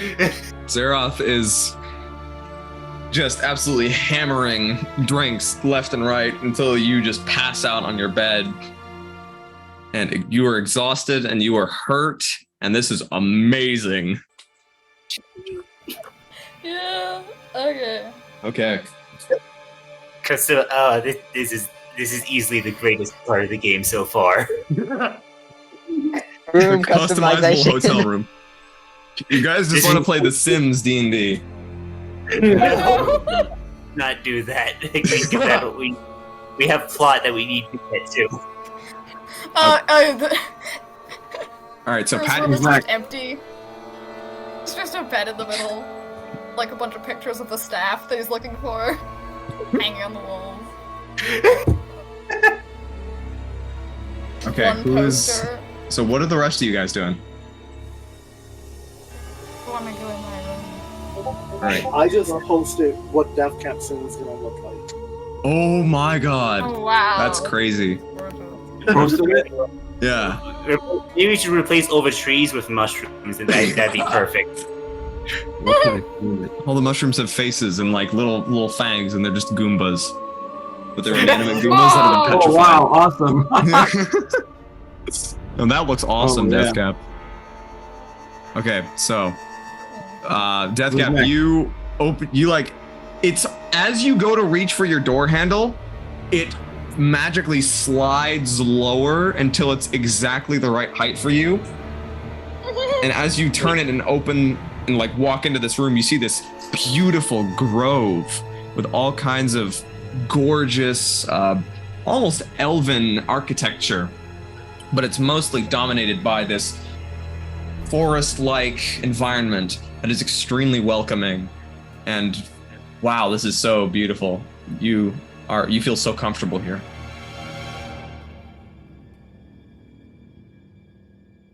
I'm gonna just nap underneath the tree. Like, In the meantime, Patty's is in her room. Like you almost hear a faint sound of an explosion already. Oh god. Okay. Kids. Can I'm I confused. touch what? Yeah, can I just check what material the door is made of? Yeah, absolutely. Then what material what is the first thing you think of, Verda? As you're going to feel this door. Okay. It's gonna be bone. It's just gonna be a giant bone door. Badass. So you like check what this door is made of, and it's made of solid bone. It's crazy. I don't know why I'm trying to. Okay, so I'm gonna kick it in. Wow. Okay, so you're like. This is supposed to be a reference, and then I know it's a reference. I know it's a reference.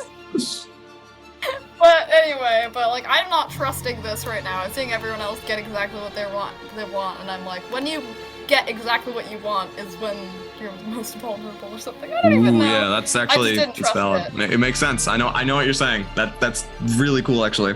So you like feel it. It's made of bone. You step back and you kick it. And as you kick it, you're like, wait, hang on, I'm not really that strong.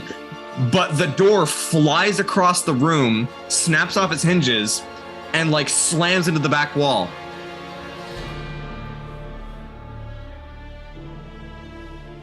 It's almost like it knew that you wanted to kick it in and adapted to that wish that you had there.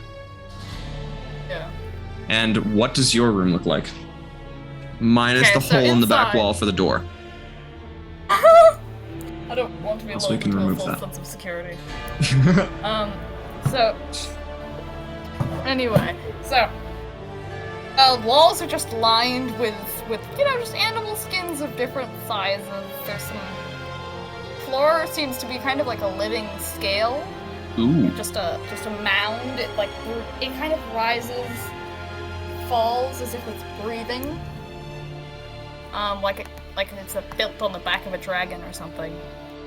And there's no bed or anything. There's just a pile of more skins in the corner, just hanging out there. And then there are these just kegs. They're just kegs. Ooh.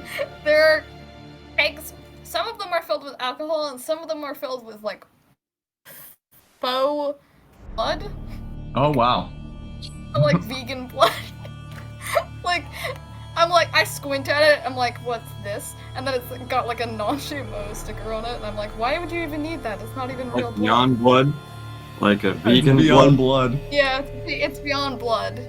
And and then there's just a little bone knife sharpener in the corner for some reason. I don't even. Greta's brain is weird. I don't even know why. That is crazy. Okay, so your room is very death themed. Yeah. Okay. Next. Who is? What are the rest of you guys doing? Well, I'm waiting for. Well, I'm gonna go into my room, I guess, if everybody else has done theirs already. Is that Silex or Soren done his yet? Soren has not done his yet. Soren, would you like to? Kar and Soren, you guys are I believe you guys are the only two who have not gone yet. I must imagine you guys are just gentlemen, just waiting for the other one to go. No, you go. No, you go. It's okay. You can go. It's kind of what it feels like right now. Maybe they don't want the other one to see what their room's gonna look like.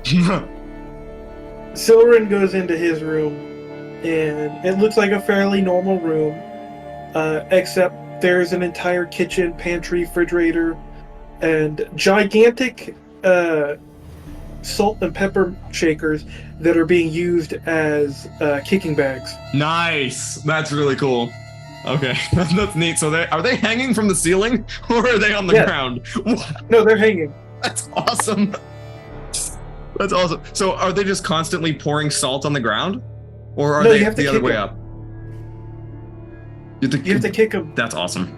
That is actually awesome. Or punch them, but yeah, kick them. Or punch them. Soren does. Wow. Okay, so you walk in your room and it's just like a basic room except for these 2 salt and pepper shakers. That is so cool. No, and an entire kitchen and the kitchen and a refrigerator. Right, a refrigerator. Yep. Wow. What? It's a magic item. It's a magic item, a refrigerator. Yeah, it's basically it uses ice elemental. That's an actual thing, right? It uses an ice elemental? There's no, yeah. Let's just say it's an elemental device. Yeah, it's an elemental device. It uses essentially cold magic to keep the stuff inside of it cool. Cool. So, okay, so now I have to know, what does this refrigerator look like? Is it like a chest? Is it like an ice box? It looks like a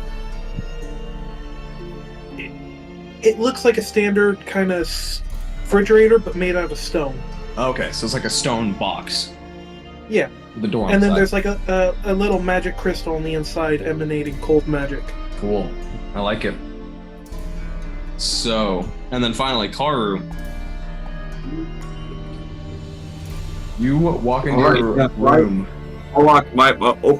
He opens up his room, and there's going to be a desk. It's going to be like a cozy room in an ordinary inn, with like a desk with a small like miniature grandfather clock ticking over the top of it. And I think there's a bed, of course. But what there is going to be there, even though I don't trust it, is a portal in which I can speak with Morty Beltro. Nice! That's really cool. That is really cool. I talked to him about what he learned about from his time here. So a small portal to be able to talk to him from here. Okay. So I don't know that I can trust it, because it's like this is all probably an illusion, but Mirror on the wall, tell me what Morty saw last fall. Exactly. Tell me what's going to happen with the Tower of Phaal. Mirror on the wall, what happened with the Tower of Phaal? Right. All right, so that's cool. You walk into this room, and are you immediately going to talk to Morty? Oh yeah, and also there's a whole huge collection of books there, all kinds of books that are needed.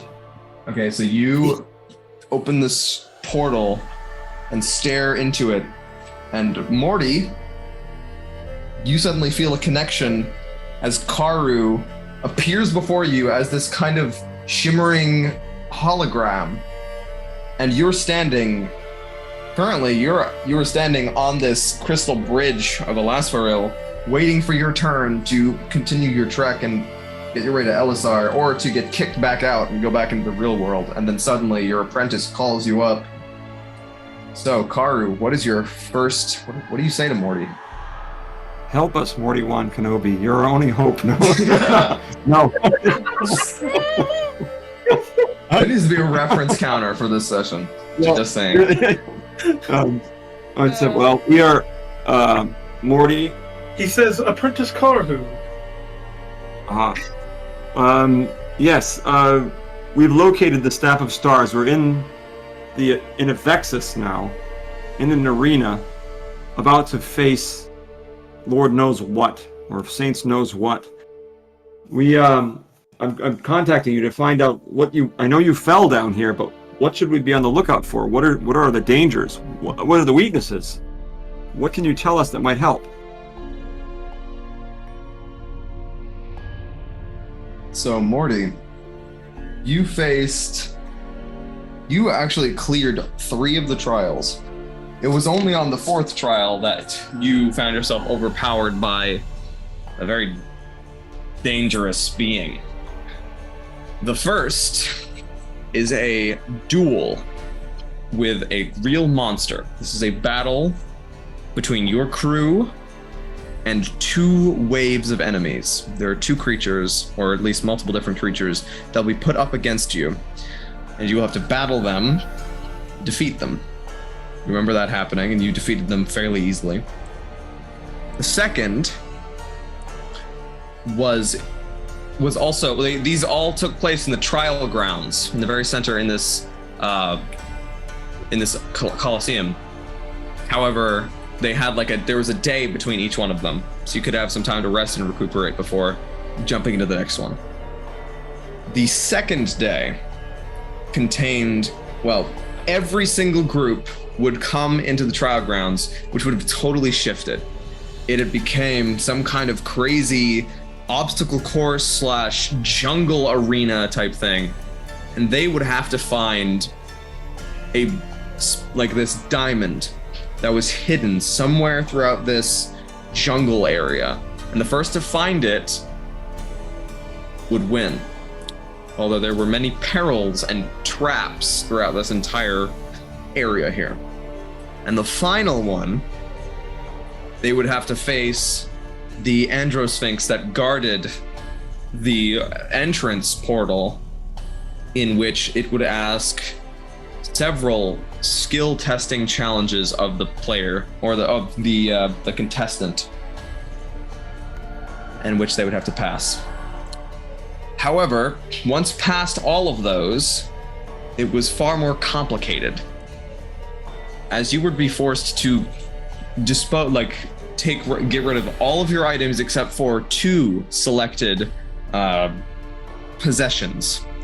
And then the trial grounds, this part here, the sandy pit, would literally flip over to the other side, which was a massive arena called the Cinder Field, in which there was a giant wall of fire. There were actually 4 different quadrants that were all extremely different, and a massive wall of fire that was constantly, slowly encroaching on the very center. And with barely anything remaining, you would need to survive in this hellish landscape for as long as you could and be the last one standing.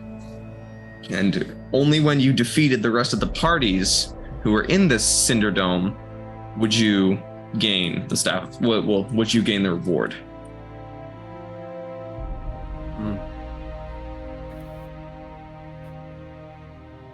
Were there any tricks? Was this on the up and up? Or to your knowledge, was there any what should we know? If you want me to recover the staff, I mean, tell me what I need to know to defeat these things.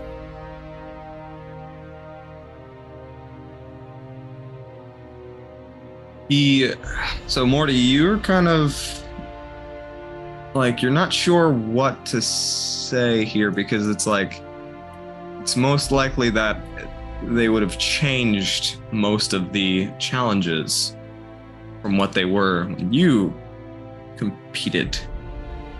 And that was what Nasa had heavily hinted at. However, you do recall that most of the trials were bare bones, and that they were fairly fair in that they weren't he wasn't cheating you. Whatever he said, what he said it was going to be was what it was. Okay.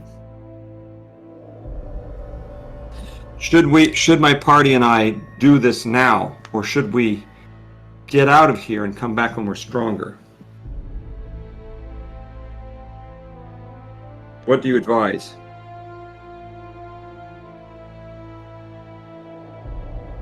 Wait, Morty. Now this is up to you. This one's up to you here. Oh.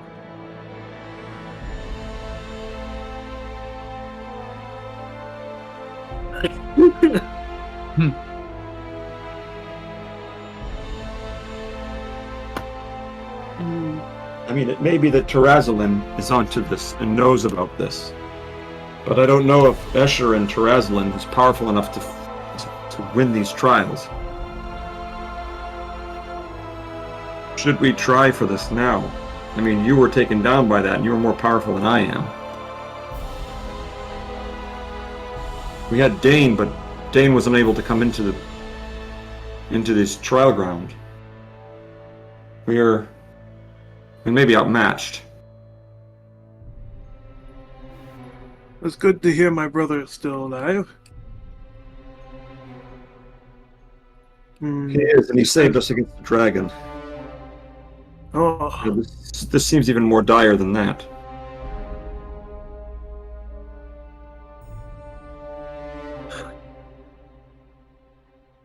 I have trained you well, but there is that difference in skill.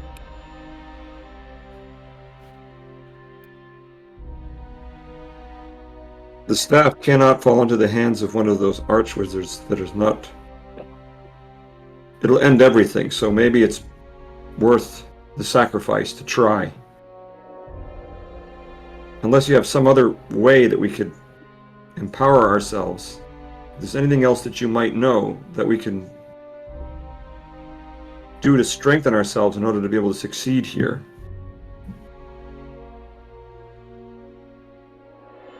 Any weakness you might know? If not, we can just, I'll be seeing you on the Morty? staircase. What? Sorry. It's a. Oh. No, there's no way. Okay, to be fair, No, I never spelled it for you guys. Stands. To Rick and Morty. Alright. Oh my god, I never thought of it that way. I was trying hard not to metagame, so I only did it in the chat. That is so funny. Morty was. That's the difference. That's awesome. Yeah, there is that. Yeah. Yeah. Rick and Morty. Who's Rick? One misspelling. One miss. No. Rick, I mean, how would you Rick, have known how to spell right. that? How would you know how to spell that? Yeah. You have to enjoy. It was Rick so was funny. the first apprentice of Morty back when he arrived. Yeah. I don't think Rick is. My voice still stands. Karhu isn't alone. He has a group with him. Morty was alone. God damn it! That's awesome. All right, guys. Oh, that's great. All right. Yeah. You are not alone, my apprentice. You're right. And you have allies. And you've proven that you can survive things that I was not expecting you to. What? Well then, I tried to keep you away from from coming here to Fall. I tried to keep you away from the events that were transpiring. But it seems as if fate has led you forward. And it might be your best course of action to continue. okay, Master. I will do this. I just hope that I'm not leading my friends to their deaths. But I don't see a way. I will be either way. If another one of these wizards gets a hold of the Staff of Stars, another one of the Octadic wizards. We have to try. I'll let this out. Yes. I guess I'll just have to decide whether or not these. I mean, I think that they'll stay with me, but I don't think we have a choice. Anyway, thank you. Try not to join me. I'll try not to join you. Not yet, at least. I'll see you there, but hopefully in a while. I'm sure that now that Dane knows that I've died, he'll probably find a way to bring me back. But then again, he's also pretty busy, so maybe not. I'll hope I can find the time. All right, Master. Maybe if he could get that information over to one of our other compatriots. Is there anything you'd like me to be an emissary for? I could. Anyway, I could find one of your other compatriots and. Yes, he was a cleric. What was his name? Lydium. I see. Radio. I'll try to Although find I have a it. feeling with the way I died, he'd probably have to use the reincarnation spell. Or a wish spell. Well, Does anyone have Wish? that's like a 9th level spell, isn't I it? think that's really Yeah. high level. That's Yeah. what I thought. Most powerful It's spell all a mortal good. can wield. It's like the most powerful spell there is. Yeah.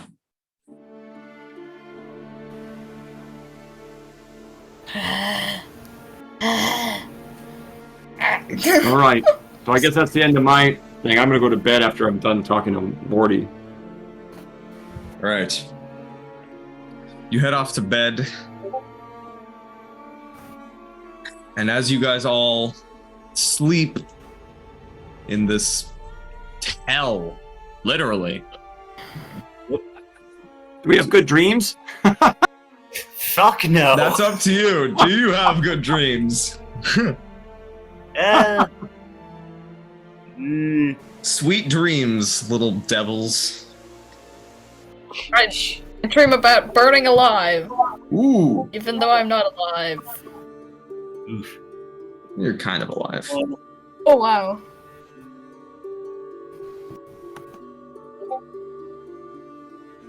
All right. Why am I so make this serious? Why are you so? What is this? Don't do it! No! You fool! All right. And as you guys,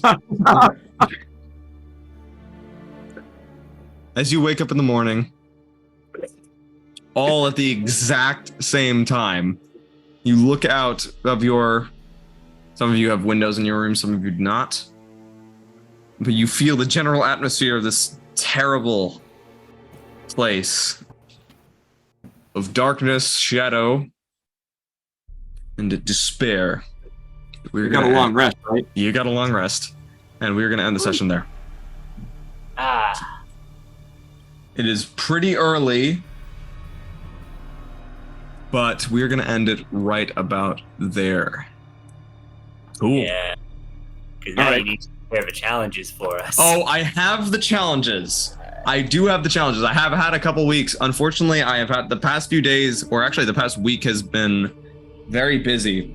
It's actually you were really expecting us to sit on that riddle. I was, yeah. I was like, all right, I think that the riddle should. Yeah. Also, I'm sorry about that. That was my bad. I'm gonna end the recording right here, and then we will come back next week. Bye.